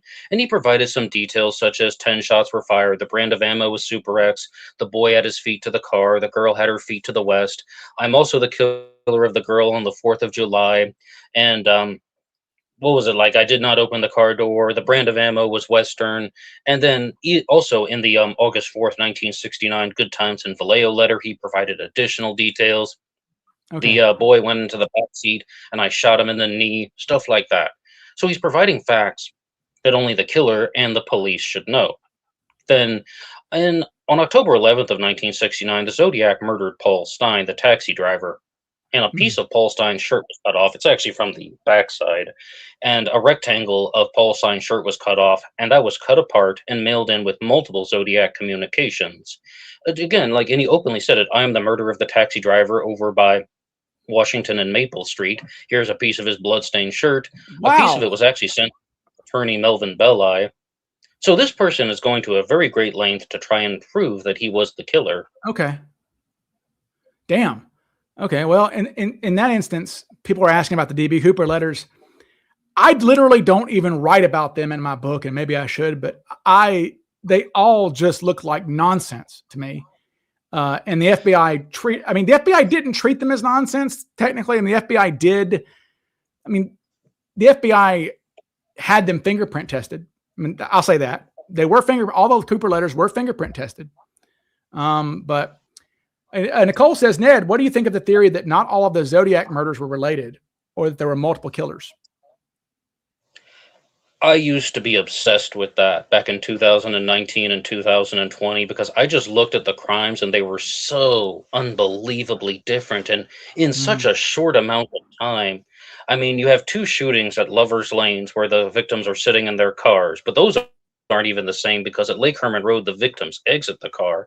Then at Lake Berryessa, the third crime, you have the stabbing where the victims are stabbed and this killer is wearing this hooded costume and he's telling this weird story. And then he writes a message on Brian Hartnell's car door saying, these are the dates of Zodiac activity. Another way to prove the crime, mind you. Interesting side note, what was the name of Brian's girlfriend? I don't know. I don't remember. He was with a girl named Cecilia Shepard on September 27th of 1969, the girl who was murdered. But Brian was actually cheating on his girlfriend. And you could even read this in Tom Voigt's Zodiac, that's the facts in the ones that he compiled, but it's in the reports as well. The final thing in the report, like in the interview with Brian Hartnell, was, I'm going to need to talk to my girlfriend. But no, it's widely established. Brian Hartnell had another girlfriend, and he was cheating on her with Cecilia Shepard, and boy, he got caught. That's one way to get caught, isn't it? Wow. Yeah. But okay. Yeah. Just to keep I was on just going going to say with that this, I'm guessing that there might be. I'm being tacky. I guess I should. I won't make that joke. I was going to make a joke about being betrayed, and there's a whatever. Go ahead. Continue. So then you also have the Stein murder where a taxi driver is murdered and then the piece of the bloody shirt is cut off only one time, only wore the costume one time, only a message on the car door one time, and, only getting the victims out of the car one time. There's no consistency at all. So I was like, I really think there are multiple killers, but I never backed down from the single killer hypothesis or theory. I was really just thinking, it's always possible that one person did this and just committed the crimes differently. But I was obsessed with the multiple killers theory. I said, but did the guy claim? I mean, but did he claim all of the did Zodiac claim all of those murders? Yes, he did. Absolutely. Okay. And he also left little kill counts on his letters. And as I said, he wrote in detail about how he committed the Lake Herman Road murders and the Blue Rock Springs shooting. He wrote on Brian Hartnell's car door the date of Lake Herman Road, the date of Blue Rock Springs, and the date of Lake Berryessa, of the crimes that he had just committed. And then he wrote in the letter with the piece of the bloody shirt, I am the murderer of the taxi driver. This is the Zodiac speaking. I am the murderer of the taxi driver by Washington and Maple. Yeah, Nikki. I mean, I've seen the movie. I just kind of forgot it. Yeah. Son of Sam. It's what's crazy is about the Zodiac is that there are other unsolved serial killers in America that have much higher body counts, as far as I know. Good Lord. I mean, wasn't the Green River Killer recent? I mean, that was a few years ago or whatever, but like that guy had like a 60 or 70 body count or something crazy like that. Like, so I guess it's Zodiac is in what makes Zodiac different than the other serial killers that are unsolved out there? Is it his theatrics, I guess? Absolutely, it's his theatrics. Number one, he gave himself his own name, the Zodiac. Number two, the ciphers that have been created. Number three would be the letters, and you brought up the Son of Sam. That I heard this in a Son of Sam documentary. What happens is that a three-way relationship gets created among the killer, the press, and the police. and it's like this media machine that gets, just pumping out Mm. information. And yesterday on Ripper Wednesday, I was talking about this with the Jack the Ripper case, about how that creates fear, that creates panic, and it creates a type of emotional response that people get when they're reading about a killer in the media, and it gets compounded over and over and over again. And I was reading H.N. Lloyd's book, Murder Tales Jack the Ripper, and he even told a story about a woman who committed suicide because she was just so terrified of Jack the Ripper. And What? with the Zodiac, it's similar. It's like a very stimulating story. Okay. Well, okay. So here's questions. All right. Well, here we go. Ed Edwards. Why isn't it Ed Edwards? Says Cam. Well, some things that people don't like about me is that, like, they think I'm always on the fence with stuff, but I'm just giving honest answers. It might be Yeah. Edward Wayne Edwards. I don't know who the Zodiac Killer was. I don't know who Cooper was either. Why isn't it Edward Right. Wayne Edwards? The Edward Wayne Edwards theory gets really expanded and unwound, and it turns into a very wild case. Edward Wayne Edwards was a real serial killer who targeted couples that were parked in lovers' lanes the same way the Zodiac did. But you have to look at some of the variants that have been put forward. Tim Spencer wrote a book called 55 The Zodiac Killer Identified, where he laid out his theory about Edward Wayne Edwards, and that is that Ed Edwards got out of prison, Deer Lodge Prison in Montana. He went to California. He murdered the first two Zodiac victims, David Faraday and Betty Lou Jensen, but he did so to frame an individual named Frank Dryman Valentine. And he wanted to frame Frank Dryman because he didn't like him. He's an inmate in Deer Lodge Prison who had recently been paroled and was going to California. But then, once he learned that Frank Dryman didn't actually get out of prison until 1969, he's like, there's no way I can pin this 1968 murder on him. I'm going to now do something to cover it up, which was commit an additional set of homicides, that being the Zodiac murders. Firstly, that's a ridiculous plot. It's an outlandish plot. There's so many easier ways to get revenge on somebody than killing two teenagers in a town where they may or may not be living at the time. But also, there are very specific examples, such as saying that the murders of David Faraday and Betty Lou Jensen were meant to recreate the, oh goodness, Ryan, what was it? The 1956 murder? No, was it 1956 murder of Clarence Pellet? I forget the exact year. Is it 56 or 53? A man named Clarence Pellet was murdered in Montana by Frank Dryman. That's what he was serving prison time for. And Frank Dryman stood on top of Clarence Pellet and he fired 6 bullets into him. And they actually had to cut out the ground 6 inches deep to retrieve the bullets. But that's not how David Faraday and Betty Lou Jensen were murdered. Not at all.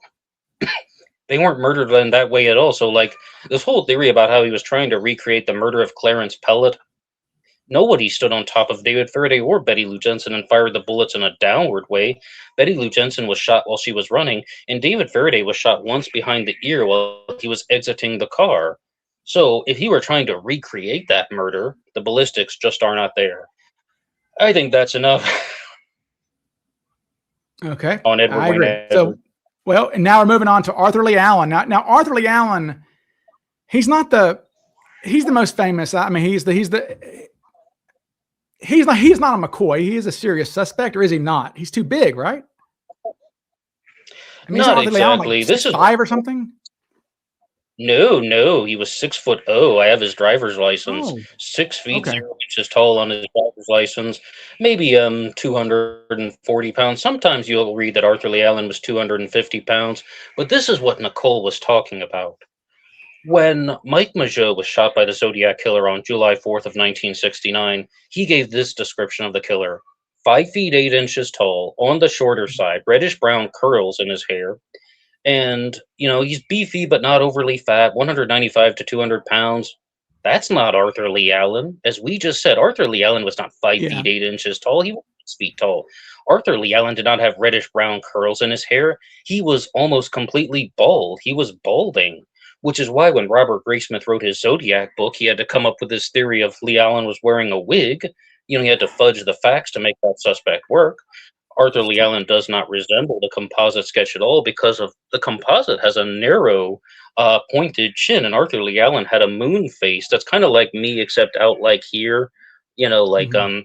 some giant clown face on Arthur Lee Allen. He was a terrible person. I don't have to hold back anything. He was a terrible person, Sure. child molester and Yeah. fraud and so. But as far as that, he doesn't match all of the witness descriptions. When you're saying that he's too tall, that doesn't match the Blue Rock Springs description or the Presidio Heights description. But at Lake Berryessa, they did describe the killer as being 6 feet tall. Arthur Lee Allen was 6 feet tall. A large barrel chested man. Arthur Lee Allen was a large man. Maybe barrel chested is something we'd have to hyper focus on. He matches the Lake Berryessa description reasonably. Okay. So, okay. And, okay. So Cheney's fall guy. Okay. So Cheney, that's, that's Drew Beeson's thing, or is that, isn't that's the, like, that's the theory that this guy was framing his sluggy friend Alan, right? Oh well, yes, and absolutely, that's Drew Beeson's guy. You're going to have to get Drew Beeson on the program to go Yeah. through all of the things with Don Cheney. Drew Beeson is the author of the book Sighting In on the Zodiac Killer that proposes this theory. And the first section in Drew Beeson's book is called "The Perfect Patsy," when it talks about how Arthur Lee Allen would have been the perfect fall guy. As I just told you, he's a criminal, a fraud, liar, wild storyteller, and child molester. Mm, He would be the type of person that the police would want to put behind bars anyway. So did his right. former Donald Lee Cheney concoct this plan to commit murders and blame it on Arthur Lee Allen? Or, as I think Drew may have leaned toward over the past couple years, maybe Arthur Lee Allen was involved in the planning process, or he was involved with the mailing of the letters, but Cheney committed the murders. Cheney was also 6 feet tall. He matches some of the physical descriptions, very close resemblance to the combined composite. So I see a lot of what Drew is going at, but I think it's just Don Cheney didn't live in the Bay Area after the Lake Herman Road murders. He moved to Southern California, but Drew contacted somebody who was like a professor at I think SFSU, who found out that Cheney would have only had to visited the Bay Area 6 times to mail all of the Zodiac letters. So we could have done it that way, or it could have been like a Cheney Allen team. Do you know of a guy? I had and forgive me if you're watching, sir. We had lunch a while back. He's a Mississippi attorney. He has a theory, and maybe you know what this is or don't. I don't know, but I forget the suspect's name. But do you know of a guy who was like a forensic psychologist who was a suspect for Zodiac? You do know this? Who was a suspect? Or yeah, yeah. Well, I I mean, mean, he's a proposed suspect. He's I he's have like a okay. I guess not. well, Okay, so somebody once contacted me and they thought that their therapist was the Zodiac. Maybe if that's the same guy. I have an episode about him on my channel. His name is Arthur Franks. Arthur Franks is the name of that suspect. I did one about him. Like this woman actually wrote me some emails, and we had a couple phone conversations about how she learned how her therapist was the Zodiac. That was okay, not fun at okay. all. That's not him That time, then. Okay, I'm not. okay. But What who's about this forensic psychologist? Well, More I don't about him? know. Well, I just don't know. I mean, this guy has like so much research, but again, you get the same thing with Cooper. Is like you got all this research, you do all this research, and it's like, well, you should have done a little bit more research. I don't know. But let's move on to Chester Klingel. That's Tom Voight's guy. Is that right? Is that Tom Well, Voight's suspect? amongst others. Klingel? Yeah, I mean, not his suspect now. Tom Voigt's suspect is named Richard Gaikowski. Tom That's Voight it. was involved with news about Chester Klingel, about how in 1990 a card was mailed called the Eureka card. It's also called the Snowman card. Features a snowman wearing Groucho Marx sunglasses, and it says "From your secret pal." And with the card was a copy of two post office box keys. It's a Xerox photocopy of just these two random post office box keys. But post office box keys have numbers, and one of the keys was tied back to Chester Clark Klingle. And he does resemble the descriptions. He's age appropriate. He is definitely somebody worth looking into. Also, giving a shout out to Justice Talks True Crime, who has done a lot of work on Chester Clark Klingle. And then he is pretty much kind of just leaving it there. I think he's a very strong suspect for fabricating the Eureka card, but if anything, he may have been a fanboy of the case and That's done it himself. that But kind of Tomboy was smells like. I mean, it kind of smells like Donald Sylvester Murphy a little bit with Cooper. The on the Newsweek hoaxer, right? I mean, these people. It's just it's ironic. It's ironic that the Newsweek hoaxer. It's ironic that the guy who. It's interesting that like he's the only guy, him and his associate are the only people who ever served jail time for anything associated with Cooper. And they were phony. He was a phony Cooper. But the irony is that for Bill Mitchell and Flo Schaffner, Donald Sylvester Murphy looked more like Cooper than any other suspect ever. And he's a outright hoaxer. What's interesting, though, is that the FBI, they investigated the hell out of him because they were like, maybe he's just saying he's hoaxing. So if he gets caught, he can be like, obviously the hoaxer. I don't know. I mean, that was their thought, was that maybe he really was Cooper. The one that I keep, the thing that bugs me, and this is just a random thought that I had that I really want to do more research on, but there's not enough. I need to FOIA the files on this guy, because it's still unsolved. But like the TWA bomber, okay, like this guy. Well, by God, this is a police sketch of an aviation criminal, who did this crazy crime 4 months after the Cooper hijacking, and it's still unsolved. And it's like, that looks like Cooper to me. Am I wrong? Like, I mean, no. Ryan, honest to God, that looks like the passenger sketch of Cooper that we've been discussing recently, the one that was drawn by the passenger. Oh shit, that's what. No. Oh, are you sure that's not the same? Oh, dude, this is getting weird. This is not good. This is not good. Look at this. He's got he's a little weird nose. He got a weird nose, a thick lower lip, the triangular head, and he does this aviation crime involving bombs and extortion just 4 months later, and it's also unsolved to this day. And it's just like, I don't know. I'm just saying that seems, again, there's so many coincidences in the Cooper world, but I don't know. I mean, when you read the statements that the FBI put out, they said this guy seems to know. It's very Cooper. It's like the guy seems to be tangentially related to aviation. He knew some of the procedures. Like he knew enough to get on the plane and pretend to be a pilot. And I just, I don't know. I just think that is just so close to freaking Cooper that it warrants a thought. Does it not? It's shocking, though. I mean, I do think it resembles the passenger sketch more than Composite A, but that's some bizarre stuff. It's really creepy.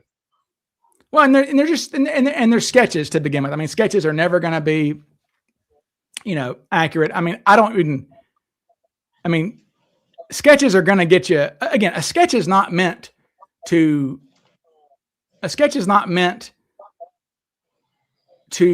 have somebody be like walking down the street and be like, oh, that's him right there. That's not the point of a sketch. It's not to make you go, oh, that there. I saw a guy who looked like that sketch. That's not the point. The lookalike leads are the ones that the FBI really didn't give a shit about. Kind of, you can tell in the FBI files, the lookalike leads are the ones where they're like, that's kind of bogus because, oh, well, I saw a guy who looked like the sketch. Well, that's not how that works. The sketch is there to jog someone's memory of somebody that they already know. right? And say, well, that kind of looks like Ted or whatever, and then I'll call the FBI. And see, that's the risk that that's why I don't think Cooper's from Portland, the area at all. Because that's just too much of a risk to be spotted. You agree? I just think there's absolutely insufficient evidence that DB Cooper was from Portland, Oregon, or Washington State. Because when you look at people like Joseph Henry Johnston, about how he was from Arkansas and he moved there. Now, something like that I would entertain because he didn't live in the Northwest for a very long time, right? And it almost sounds like he moved there for the Cooper skyjacking. I mean, that's kind of what it sounds like people are insinuating. It does. But it's just everything that Cooper could have done could have been done by maps.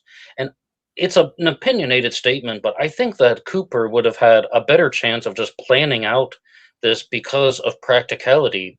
And Bill Rollins has also talked about this when he said he thought that Cooper chose the location because of geographic practicality. He didn't use these exact words, but it was a very suitable place to tell him somebody had this plan. I'm going to jump over southern Washington.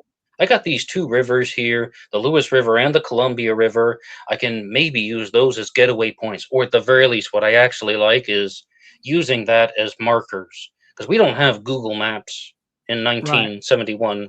We've got the city lights of Portland to the south, Vancouver, Washington to the north. We got rivers as a way to navigate, and even you can tell which way a river's flowing, right? So I think that maybe that was involved with Cooper's getaway. And that's a very, very hypothetical statement, because I'm fully just admitting that I'm pattern seeking when I'm talking about that. But as you know, I talk a lot about Dr. David G. Hubbard's work, and a big commonality among skyjackers is they don't mind traveling long distances.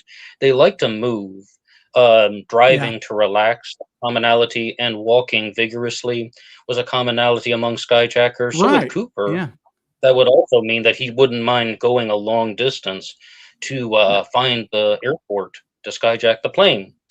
And I guess I'll just leave it at that. Well, I mean that is borne out in our copycats.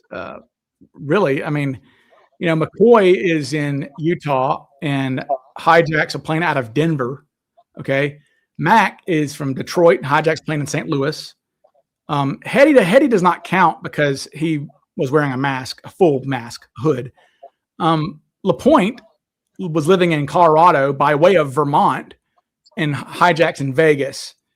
The only one who's an outlier is Hahnemann, and that dude hijacked out of his own local airport, the ABC airport in Pennsylvania, which you might be familiar with that airport as a West Virginia guy, right? Isn't that kind of in your neck of the woods, or were? Oh, but I am familiar with it from a DB Cooper sleuth. Allentown, Bethlehem, Eaton Airport. Is it Eaton or Easton? Allentown, ABC. Bethlehem. Is it ABE? Oh, ABC. Is it? I think it was the ABC. I thought it was ABE. Okay, well, Allentown, Bethlehem, something. I heard you talk about it before on DB Cooper Sleuth. Excuse me if I misremembered. No, you're right. Look at you. You're right. It's the ABE airport, Allentown, Bethlehem, Easton. Yes, you're right. There you go. I couldn't remember if it was Easton or Eaton, and I was off a little bit. Allentown, Bethlehem, Easton Airport is where he got on.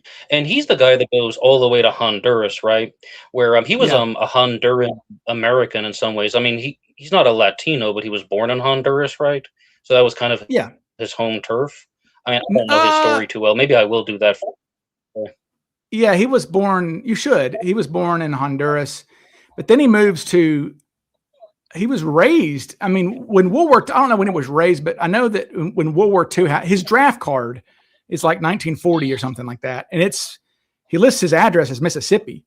He was living in Mississippi at the time, so and his dad's buried in New Orleans. So there's some Southern connections there, which is weird because I know he lived up in Allentown for a lot of his life. There was a witness who said he was speaking like a New Yorker, and I know he spent time in New York. His cousin was like the ambassador. I think his cousin was the Honduran ambassador to the UN, I think. So there's some connections there, but somebody mentions that people can look like the sketch, and in Hahnemann's, I mean, the nose is narrow, and see, Flyjack says, "Oh, well, look there, the nose is narrow there," but and it is, yeah. I mean, they certainly botched that nose pretty bad, but the lips look perfect. You know, the head shape is square.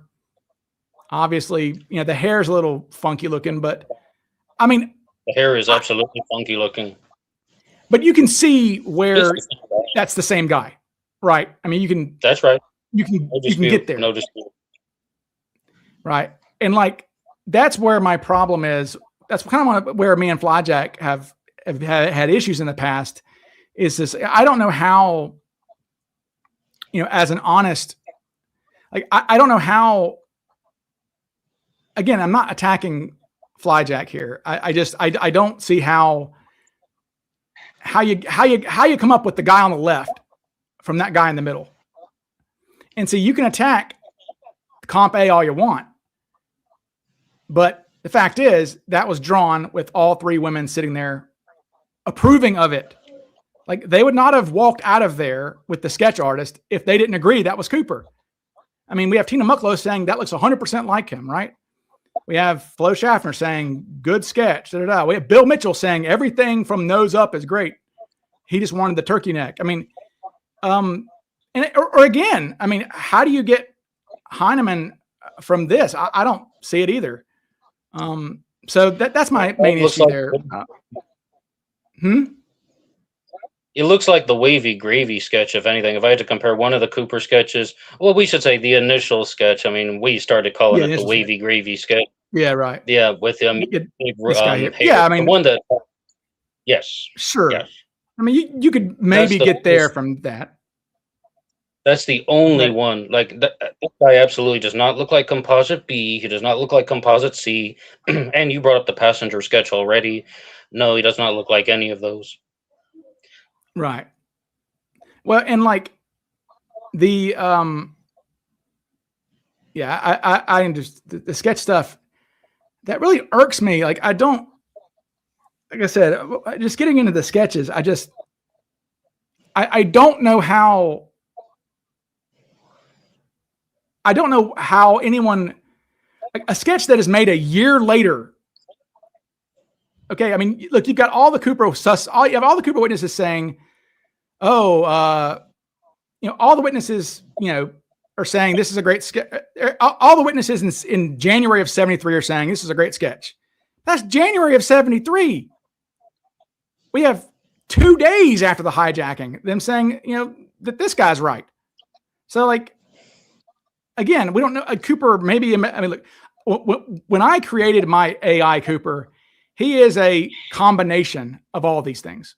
Okay. He's actually, like, literally, that was my thing, is I was like, I fed all these I fed this guy and then this guy together, and you come up with this person. Okay.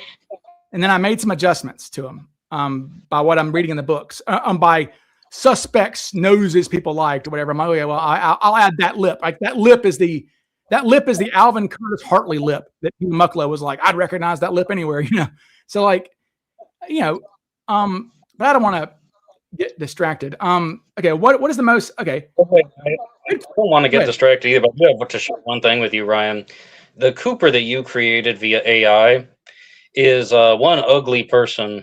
Not to be harsh on him or anything. I know he's not a real person, but he is definitely. I mean, when you try to go for the rough, unattractive feature of DB Cooper, where the flight attendants insisted that he was not an attractive man, right? And I mean, this guy also looks like he's it looks like he's definitely had a hard life and wasn't, you know, like someone who was just kind of sitting around sipping champagne every night or something, and, you know, some guy who just did this for the thrill of it. There's something about DB Cooper that looks rough as well as sounds rough. I mean, that could be from his military background. Also, I mean, it's also he may have gone through a lot of stress. And I tend to think that there was a stressor that drove this, because, you know, Ryan, these are all the speculative statements, but it's like, Nicole Legg asked me this one, and Nicole's in the chat right now. She can weigh in. Like, would you skyjack an airplane? Like, who would do that? Like, would you ever attempt that? And I'm like, nope, never. No, I would not. Crazy. I would do something else if I wanted money. But this guy was probably driven to do this by a particular stressor in his life, which I only Yeah. hypothesize could have been a divorce, or maybe it was, as I said, being separated from his kids. Maybe just frustrated with how his life turned out. Maybe he lost a Right. job, lost a business, lost a pension. That comes up all the time. Hmm. Yeah, I'm with you on that. Yeah. Yeah. Something. Well, I mean, that's only natural that something would have made this guy what he is. I mean, something would have made him.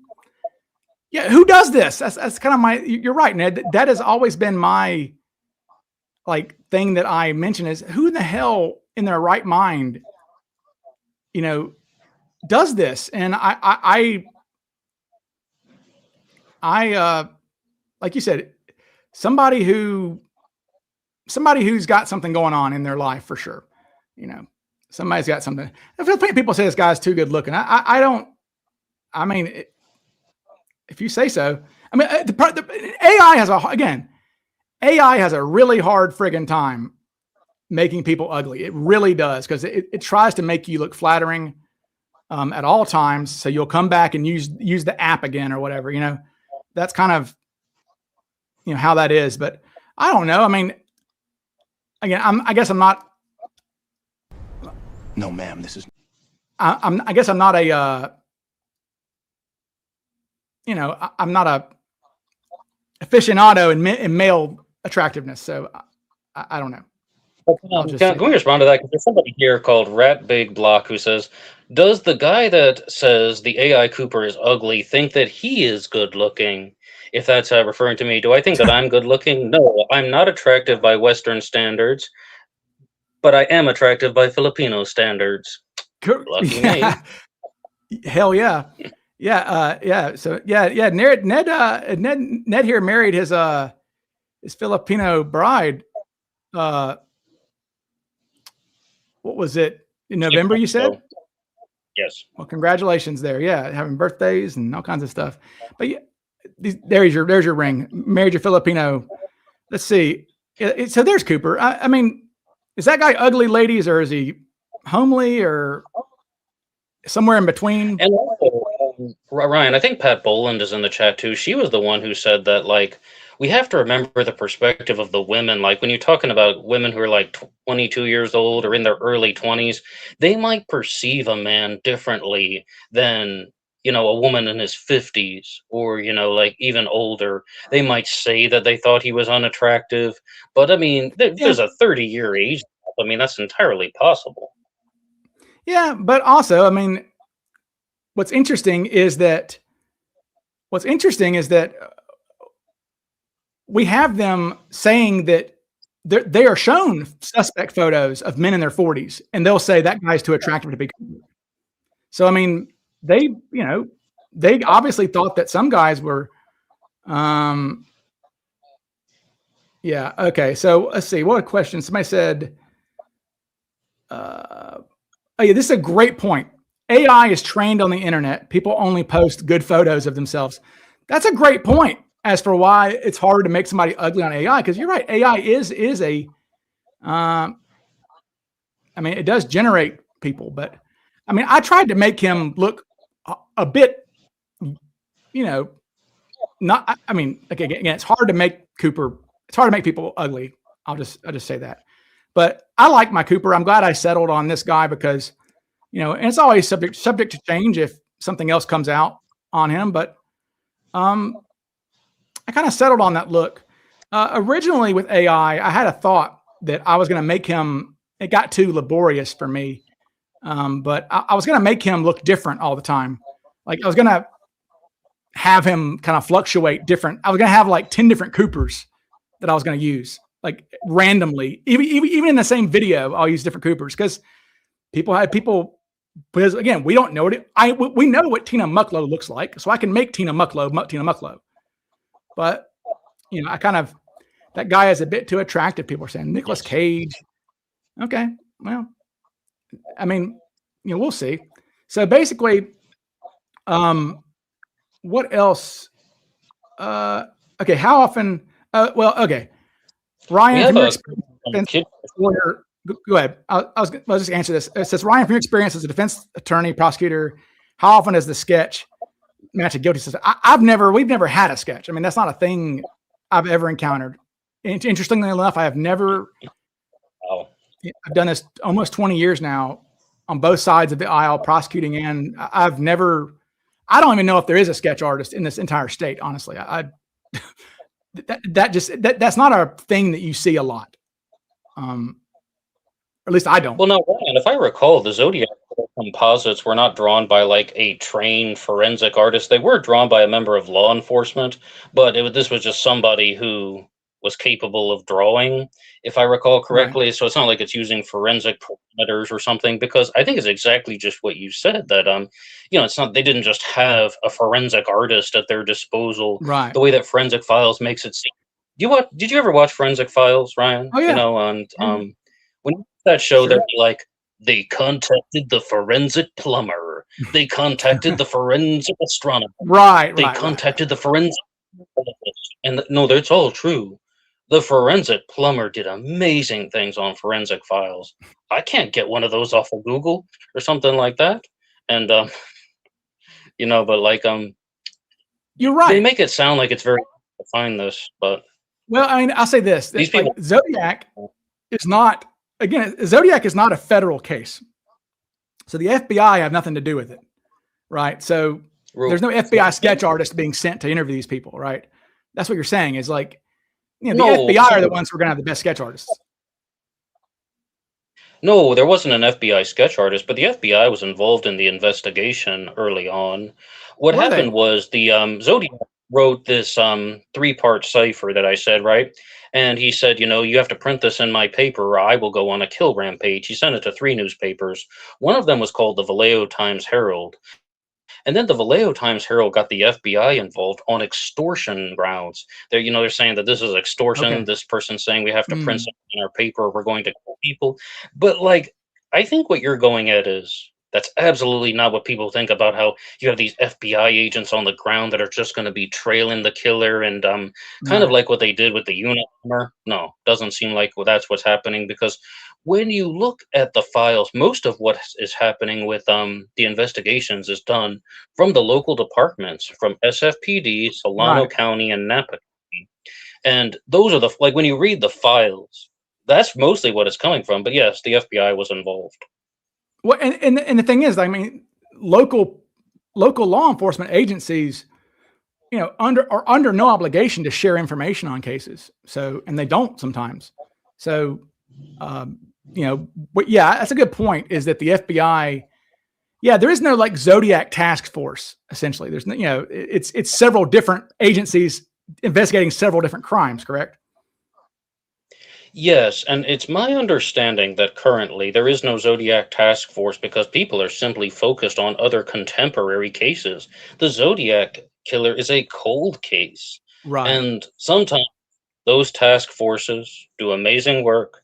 That's how they caught the Riverside Killer, William Suff. That's how they caught the I-5 Strangler, Roger Kibbe, by, assembling these task forces. And sometimes they're successful, but with Zodiac, it seems like they've moved on to other things, and sleuths are trying to get their research and findings evaluated by law enforcement. Hit so many roadblocks. Oh, hey, for that reason. Hey, Ross. Ross is in the chat. FBI went over the Zodiac prints. That's about it. Okay. We have all these. We got Seth and everybody's watching. Geez, all the podcasters are uniting. So, okay, here's somebody's asking us a question. Let's get. What is the one thing that you wish both your respective communities would stop doing or getting wrong? Ned, do you have any thoughts on? I mean, I'll take Cooper. Yeah. You take Zodiac and Jack the Ripper. How about that? Okay, absolutely. Anybody, the mysteries that I talk about, absolutely everybody who is listening to this now, stop being mean on the internet. Okay. All have different ideas. We all have different observations. When people get into these flame wars about, hey, that suspect's too short, you're stupid, your mother's a bitch, that's not helpful. You're only making yourself look like a clown. No one will take you seriously if you act like that. Moreover, that is not an acceptable way just to treat other people who think Behave. differently. Stop being mean on the internet. Okay. I mean, we have a couple bad apples in the vortex, but I could see, like, yeah, like, I guess the reason why I never did Zodiac and stuff is, like I said, I've actually prosecuted, murder cases and things. I've seen this stuff in real life, and so it doesn't, like, this is a hobby, right? Like, that's my job, and so, like, I don't, I don't like dealing with ugliness, and the Zodiac killer, like, that would bother me, because thankfully there's no blood in this case. But I guess there's the thing: if we go back to this rascal here, whoever this bastard was, I mean, this guy put real bombs on planes, real bombs that really exploded. Right. I mean, the one that blew up in Vegas, thankfully it blew up at, I mean, this guy, for those who don't, go watch my video on this person. If you don't know this case, this rascal came up with this crazy scheme where he put timed bombs on 4 different planes, called the FBI or whoever and said, look, I want so much money in a duffel bag put here. Da, da, da, da, da. And this was not a prank call. Like, in fact, it might be the only time I know of where somebody called in a bomb threat that wasn't full of shit. Because, like, 2 drug dogs, one of them was named Brandy, I think. Brandy found the bomb. So a drug dog found a bomb 12 minutes before it was going to go off, hidden in the cockpit of one of these planes at JFK Airport. And that was a real bomb. They had to get real bomb guys to come defuse it. Okay. And then, another bomb goes off in Vegas.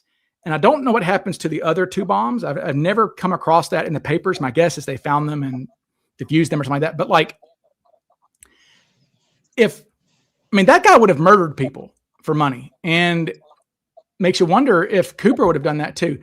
Mike, that's not a suspect. That's this is the he's called the TWABOM, Twabomb unsub meaning unidentified subject.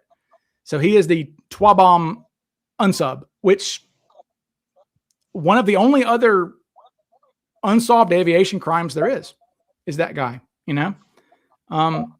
So I was looking here on this. I'm gonna bring up your stuff here, Ned. Let me bring up your page here. So, like, seriously, I listen to your Cooper Fridays every Friday.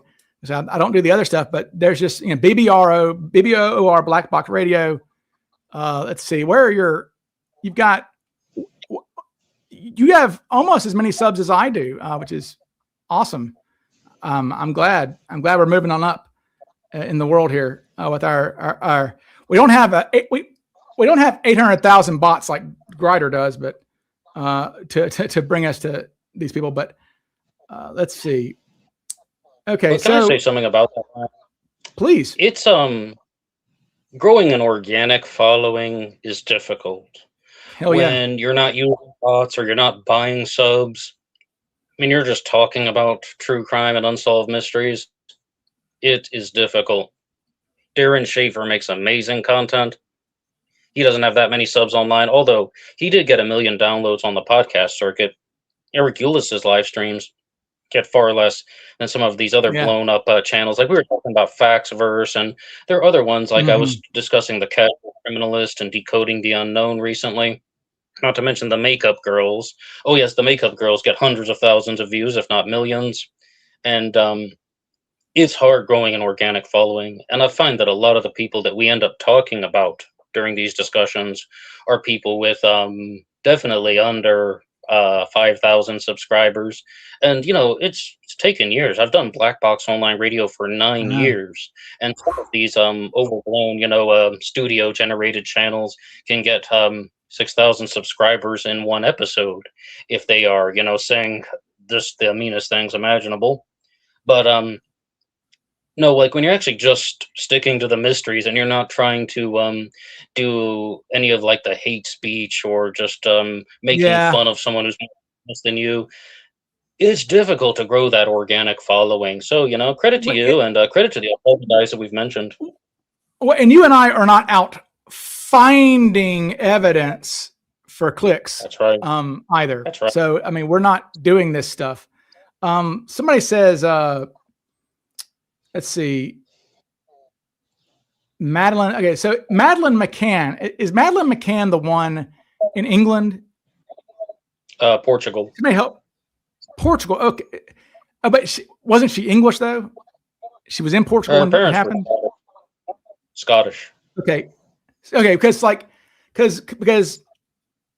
Mrs. Sleuth is English, and I had never heard. Get this, she had never heard of JonBenet Ramsey, which blew my mind because she is into true crime. I'm like, what? And then she was equally as flummoxed that I didn't know who Madeline was. I never heard of it. I'm shocked though. Right? Yes, most famous missing persons case in the world. But yes, Madeline McCann. Is it really? Her. Well, I guess think, it's missing because in terms of JonBenet was killed. So I mean, I guess she's not missing. So yeah, exactly. JonBenet was murdered, but like Madeline is still missing. We'd have no idea what happened to her. I did a short multi-part series on Madeline McCann last year, but that's one where a lot of the theories are really looking very terrible. And I had so many reversals on that one. At first, I was like, the parents are innocent. And I'm like, no, the parents are absolutely guilty. She was killed by her parents.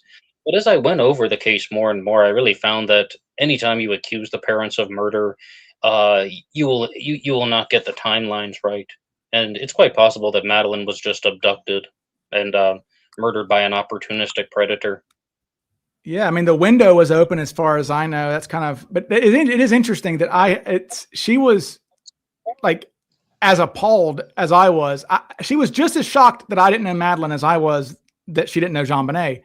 And now JonBenet, I see that you have some stuff on her.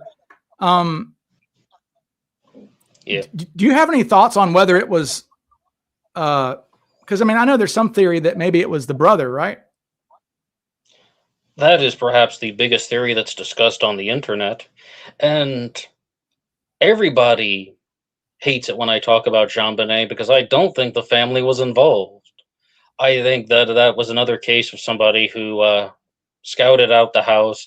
They knew that JonBenet was they knew who JonBenet was because of her work in the beauty pageants. She was a 6-year-old beauty queen. She did like the whole toddlers and tiaras thing before that was the name of it. In '96, and I mean, I think a predator entered the home while the family was away at a Christmas party on December 25th of '96. The person was waiting in the home for hours, and they got bored, so they wrote out the ransom note on the Ramseys' pen and paper. Now, this could be somebody who had direct familiarity with the Ramseys, but not John, not Patsy, or Burke. Everybody hates it when I say that because the general public mostly thinks that they did it. Okay. Yeah. Nikki's saying that Nancy wrote the ransom note. He thinks Uncle Jim saying it was somebody who worked in the house. Could be. That's someone who worked in the house. Because one thing we have to remember about the ransom note is that it's not only the way that it's written. Somebody used the writing pad that was owned by the Ramseys, and they also used a felt tip pen that was from the Ramseys' home that was kept in a cup in the kitchen, and that person put the cap back on the pen and returned it to the cup in the kitchen. So that's really like something that suggests that someone had some familiarity with the home, like they had been there before. Why would you hang around the home after you do all this? That's like, get the hell out of there. Like, it's just, who would write a ransom note? The ransom note could have been written before when they were at the, and that's why it's 2.5 pages long, because this person's waiting for on an upwards of 4 hours to commit this crime, and they would literally be just sitting in the basement doing nothing, trying not to track dirt around the house. Right. Making noise, yes. Yeah, Tim Wallace is saying of the Timorpheus Files podcast coming soon. Tim says, didn't the note have his exact salary figure as the ransom? It said $118,000, which was close to the bonus that John Ramsey received. That would have been the bonus for 95. and he would have received it in early 2000, 2009, in early 1996, and it would have also been printed on all of his pay stubs. Now, there was I this see. one Netflix documentary that was forward the theory that the intruder went through their papers and saw this on his pay stub, which was in the kitchen. I don't really like that explanation. Wouldn't I mean, if an intruder went through somebody's papers, what did they do? Put them back neatly and then put them back on the file? Right. That one I don't like too much. Instead, you could suggest that this is somebody who either had some familiarity with the Ramses or they heard about it from somebody else. Okay. All right. So, okay. So, can you tell us? Will you give us the, because of all these, the Black Dahlia is the least known. Can you give us the 3-minute Cliff Notes version of Elizabeth Short and her murder? Certainly. Elizabeth Short was from Medford, Massachusetts, in the Boston area, and she moved out to California. That's one reason, and there are numerous reasons why. She had asthma. That's one, and she thought that the California climate would be more suitable because of the dry air. But also, she just wanted to see the country, and she had some run-ins in the past. And she was arrested once, and then there's actually a mugshot of her that gets distributed on a lot of book Yeah. covers. But she was mostly just roaming around California. Contrary to what people often say, she was not really working as an actress. She wasn't really working, and she definitely was not a prostitute. There's no evidence that she was a prostitute. She was doing what was called dating for dinner, where, she's sleeping on somebody's couch, she's going out to dinner with a guy and he pays for it. She's also just hanging out with men who can drive her around. Numerous suspects, Carl Balsiger and Red Manley, are two that come to mind, and they would just go off on their work trips, and she would sit in the car with them. Her last trip was to San Diego with an individual named Red Manley. They went to San Diego and then back to Los Angeles, and she was last seen on January 9th of 1947. She put her belongings into a storage facility at the bus terminal in Los Angeles, and she was planning to go back east. But she never made it, and she never Hmm. returned. One of the key items that she put in storage was her makeup bag, and the people who knew her said that she would never go anywhere without her makeup bag. She went into Right. a place called the Biltmore Hotel, and maybe she was waiting to meet somebody. She didn't have a room or a reservation, and as I said, she was planning to take the bus. So then she just disappears, and she is gone for 5 days. Nobody knows Hmm. where she was. Nobody knows what happened to her. Last seen on January 9th. On the morning of January 15th, yes, that's her mugshot. On January 15th, she was found in the southern Los Angeles area, near a place called Lemaire Park off of Norton Avenue. And that's where she was found mutilated, cut in half, bisected. She has the Glasgow grin where she's cut on her face. One detail that's often overlooked is that she was beaten severely, beaten, and her breast was cut, and she had a red rose tattoo that was cut off of the body, like skinned off, and then that was Was inserted back into her body. was Hmm? she SA'd? Was she assault? Was she No, SA'd? And she was not. Interesting. And that's no, but I mean, the reason I asked that is because I seem to remember that she was not, which is kind of rare for something like this. but it is possible that certain things were like inserted into her, if that Oh, counts as SA. And I oh, don't mean okay, like even like putting like the skinned rose tattoo back into her body. I don't even know if you would right. count that as sexual assault, because that sounds more That's, like I don't know, that just sounds like tampering with the physical that's remains. post What is that called? mortem, Desecration. Yeah, right? It's post-mortem post mortem desecration. anyway. Yeah. Okay. That's more of what that would be. But no, no. Not like that. Okay. So she was okay. Somebody says the birthday was that's fine. So who is Dr. Hodel? Dr. George Hodel was a real medical doctor who lived in Southern California. He was in charge of the venereal disease unit. And when you're in charge of the venereal disease unit for LA County, you're the doctor to the Hollywood elites, to the LA elites, to a very big city. And you're in charge of who has syphilis, who has gonorrhea. And some people believe that Dr. George Hodel didn't just want to be known as a guy who gets to go to parties because he knows that Mr. So and so has syphilis or gonorrhea. He wanted to do something to make himself legendary. He wanted to do something that would make himself feel like he actually was a memorable historical figure. So he committed the murder of Elizabeth Short. It's the subject Hmm. of the Black Dahlia Avenger series that was written by his son Steve Hodel, and I guess I'll just leave it at that. Did they? I mean, did they know each other?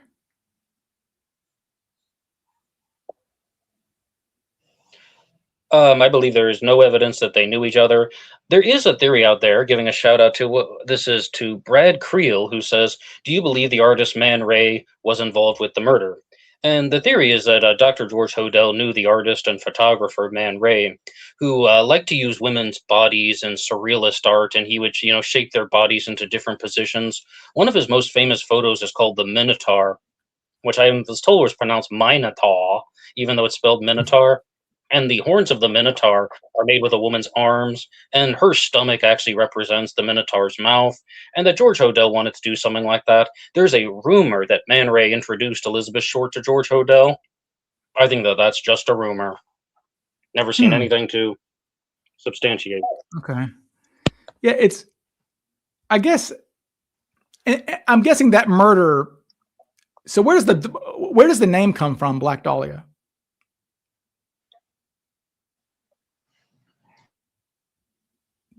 Did I lose Ned? Ned froze. We lost Ned.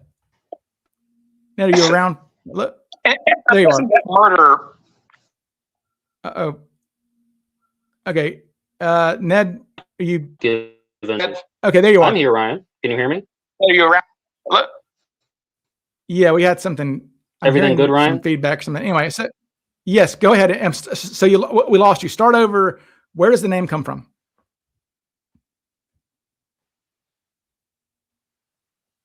Did we lose you again? Uh-oh. Okay. Well, Ned passport photo. That's funny. Yeah, it's frozen on the passport photo. No. Hey, Ryan, Ned, are you there? Yeah, you may want to exit out and come back in. Something's wrong with your connection real quick. No. Hey, Ned.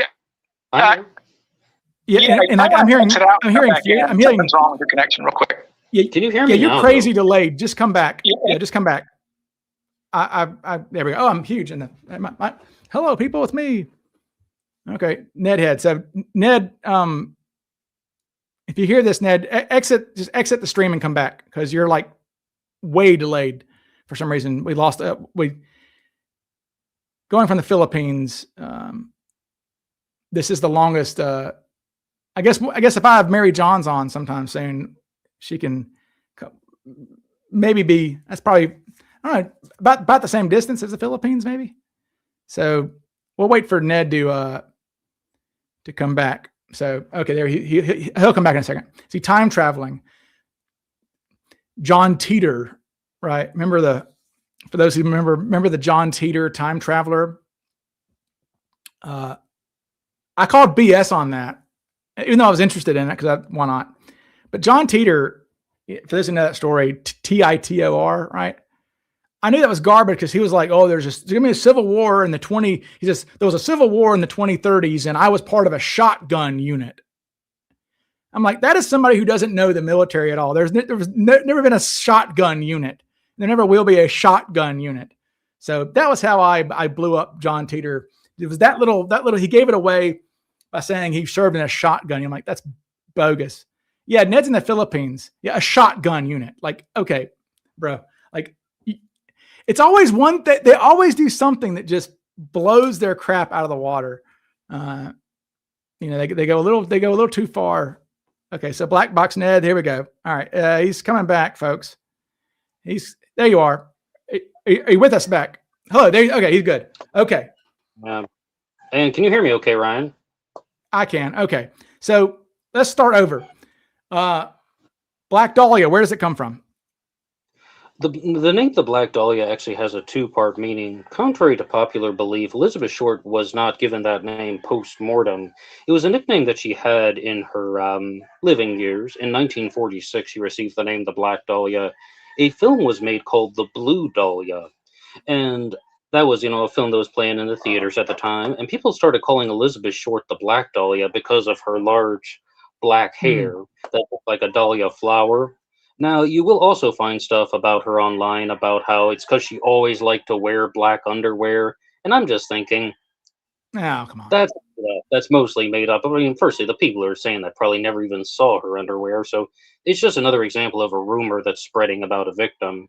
But yes, it's because of her black hair and the film The Sure. Blue Dahlia.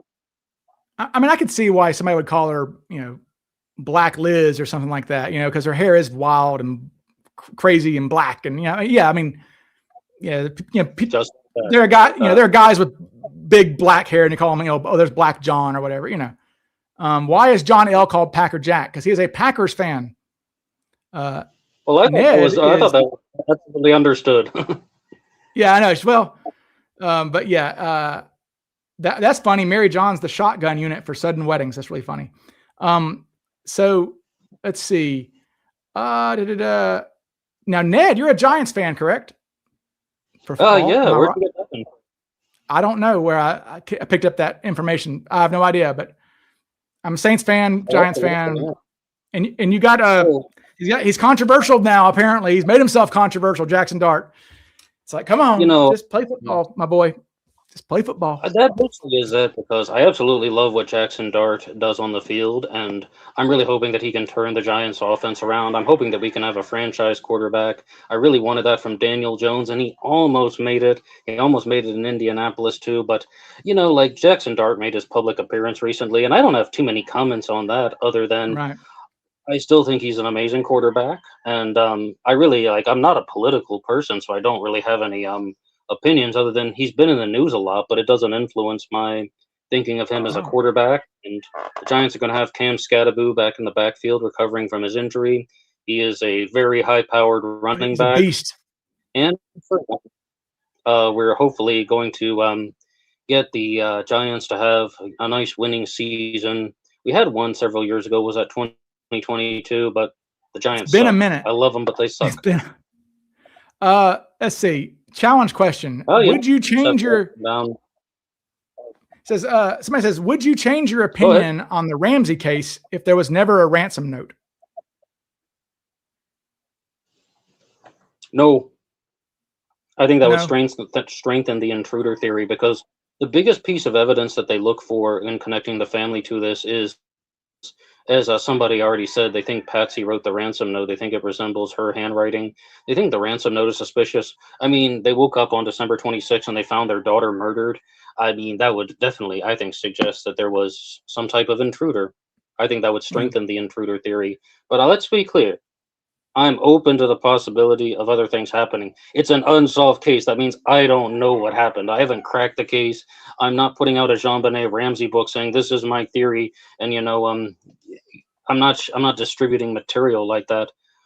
I would say the intruder would be number one, and then John Ramsey would be the second suspect, and then Burke and Patsy are both tied for last. Okay, so, okay, so do you have a favorite Cooper suspect? Sort of. I'm much like the Jack the Ripper case. I have a top tier list, and now Joseph Henry Johnston is my number one suspect for being Cooper's accomplice. And somebody didn't understand me when I did the episode. They're like, I don't get what you're saying. And I was like, okay, simple version. He was not Cooper. At the time of the skyjacking, he was incarcerated. He was behind bars because he was arrested for DUI, correct? And accomplice, yes. But my top ranking suspects would be Skip Hall, who of the previously mentioned Packer Jack. I think there's a high chance that Skip Hall was Cooper. I can't wait to hear more about Ryan's new suspect that he doesn't talk about publicly. And I still have a place for Ted Braden. And, just because he could have easily done this. And I think he could have done this with the nerves of steel that Cooper had. I really wish that Jason Langseth would fit in more neatly because Jason Langseth checks a lot of boxes. Hell yeah. But at the end of the day, it just wasn't Cooper. You brought up multiple times on your program about how Jason Langseth was caught lying to the FBI twice, right? Twice. And now, is it possible? Is it possible that he was lying for a different reason? And I don't know who said this. Was it you or somebody else, or did I read it online that one of the reasons why he may have been lying was because he was fudging the facts at work, like he was cooking the books, and he didn't want to get busted for that was being lazy. Yeah, that's in his. I mean, that's in his 302. Is the the FBI in their internal memos, they're like, yeah, this guy's lying. His alibi doesn't hold up, but he could just be a lazy bastard at work, who's just fudging the books to get. Because if they, Langseth did give his DNA. That definitely hurts him as a suspect. I mean, look, the main thing that hurts Jason Langseth is that I can't tell. The problem is Hancock and Mucklow have the same amount of letters. So if you can't see the length of the first name redaction, then you can't tell whether the person is Tina Mucklow or Alice Hancock. But I think it's actually Alice Hancock who said that his photo wasn't. You can't tell whether the person Hancock who said that his photo wasn't. Getting feedback again on Ned. Getting feedback again. Okay, so you like those guys. Here, Kid Freshy says. Again, like the new guy. Again, like the new guy. The new guy is not my suspect. Okay, so where's this feedback coming from? Because, okay, the new guy is not my suspect. I don't have a suspect. The new guy is not my suspect. What in the world? We are having some weird. I keep having a. Okay, we're falling apart, Ned. I think we may have to end it soon. But anyway, no, he's not. Yeah, says yeah, Ned is in another dimension in the past. Says Ned's in another dimension in the past. That's funny. Okay, yeah. Well, again, the fact that we can talk to somebody for 2.5 hours from the Philippines and not have any issues is a hell of a testament. But no, I can't talk about the testament. New guy. He's not my suspect. The new guy. See, we're getting that feedback again. That's not how to be my feedback. I mean, I'm hearing my voice, but it's whenever I mute his mic, the feedback is not there. So his mic is muted right now. So, yeah, this guy's in the Philippines. It's all connected. Okay, yeah, he says you lose him. Okay, well, I think his internet is heading. So yeah, we're gonna wrap up here. So yeah, we're getting the feedback and everything. So Ned, because of your feedback, I have you muted. So wave goodbye to everybody, and we'll just wrap it up there. So bye, Ned. Thanks for coming on, Ned. BBOR Black Box Online Radio. Seriously, go check it out. Go check it out, people. And anyway, so like and subscribe, folks, and all that YouTube-y stuff. And we will be talking to you guys again soon. Bye, Ned. Thanks for coming on. Cheers. Okay. Bye.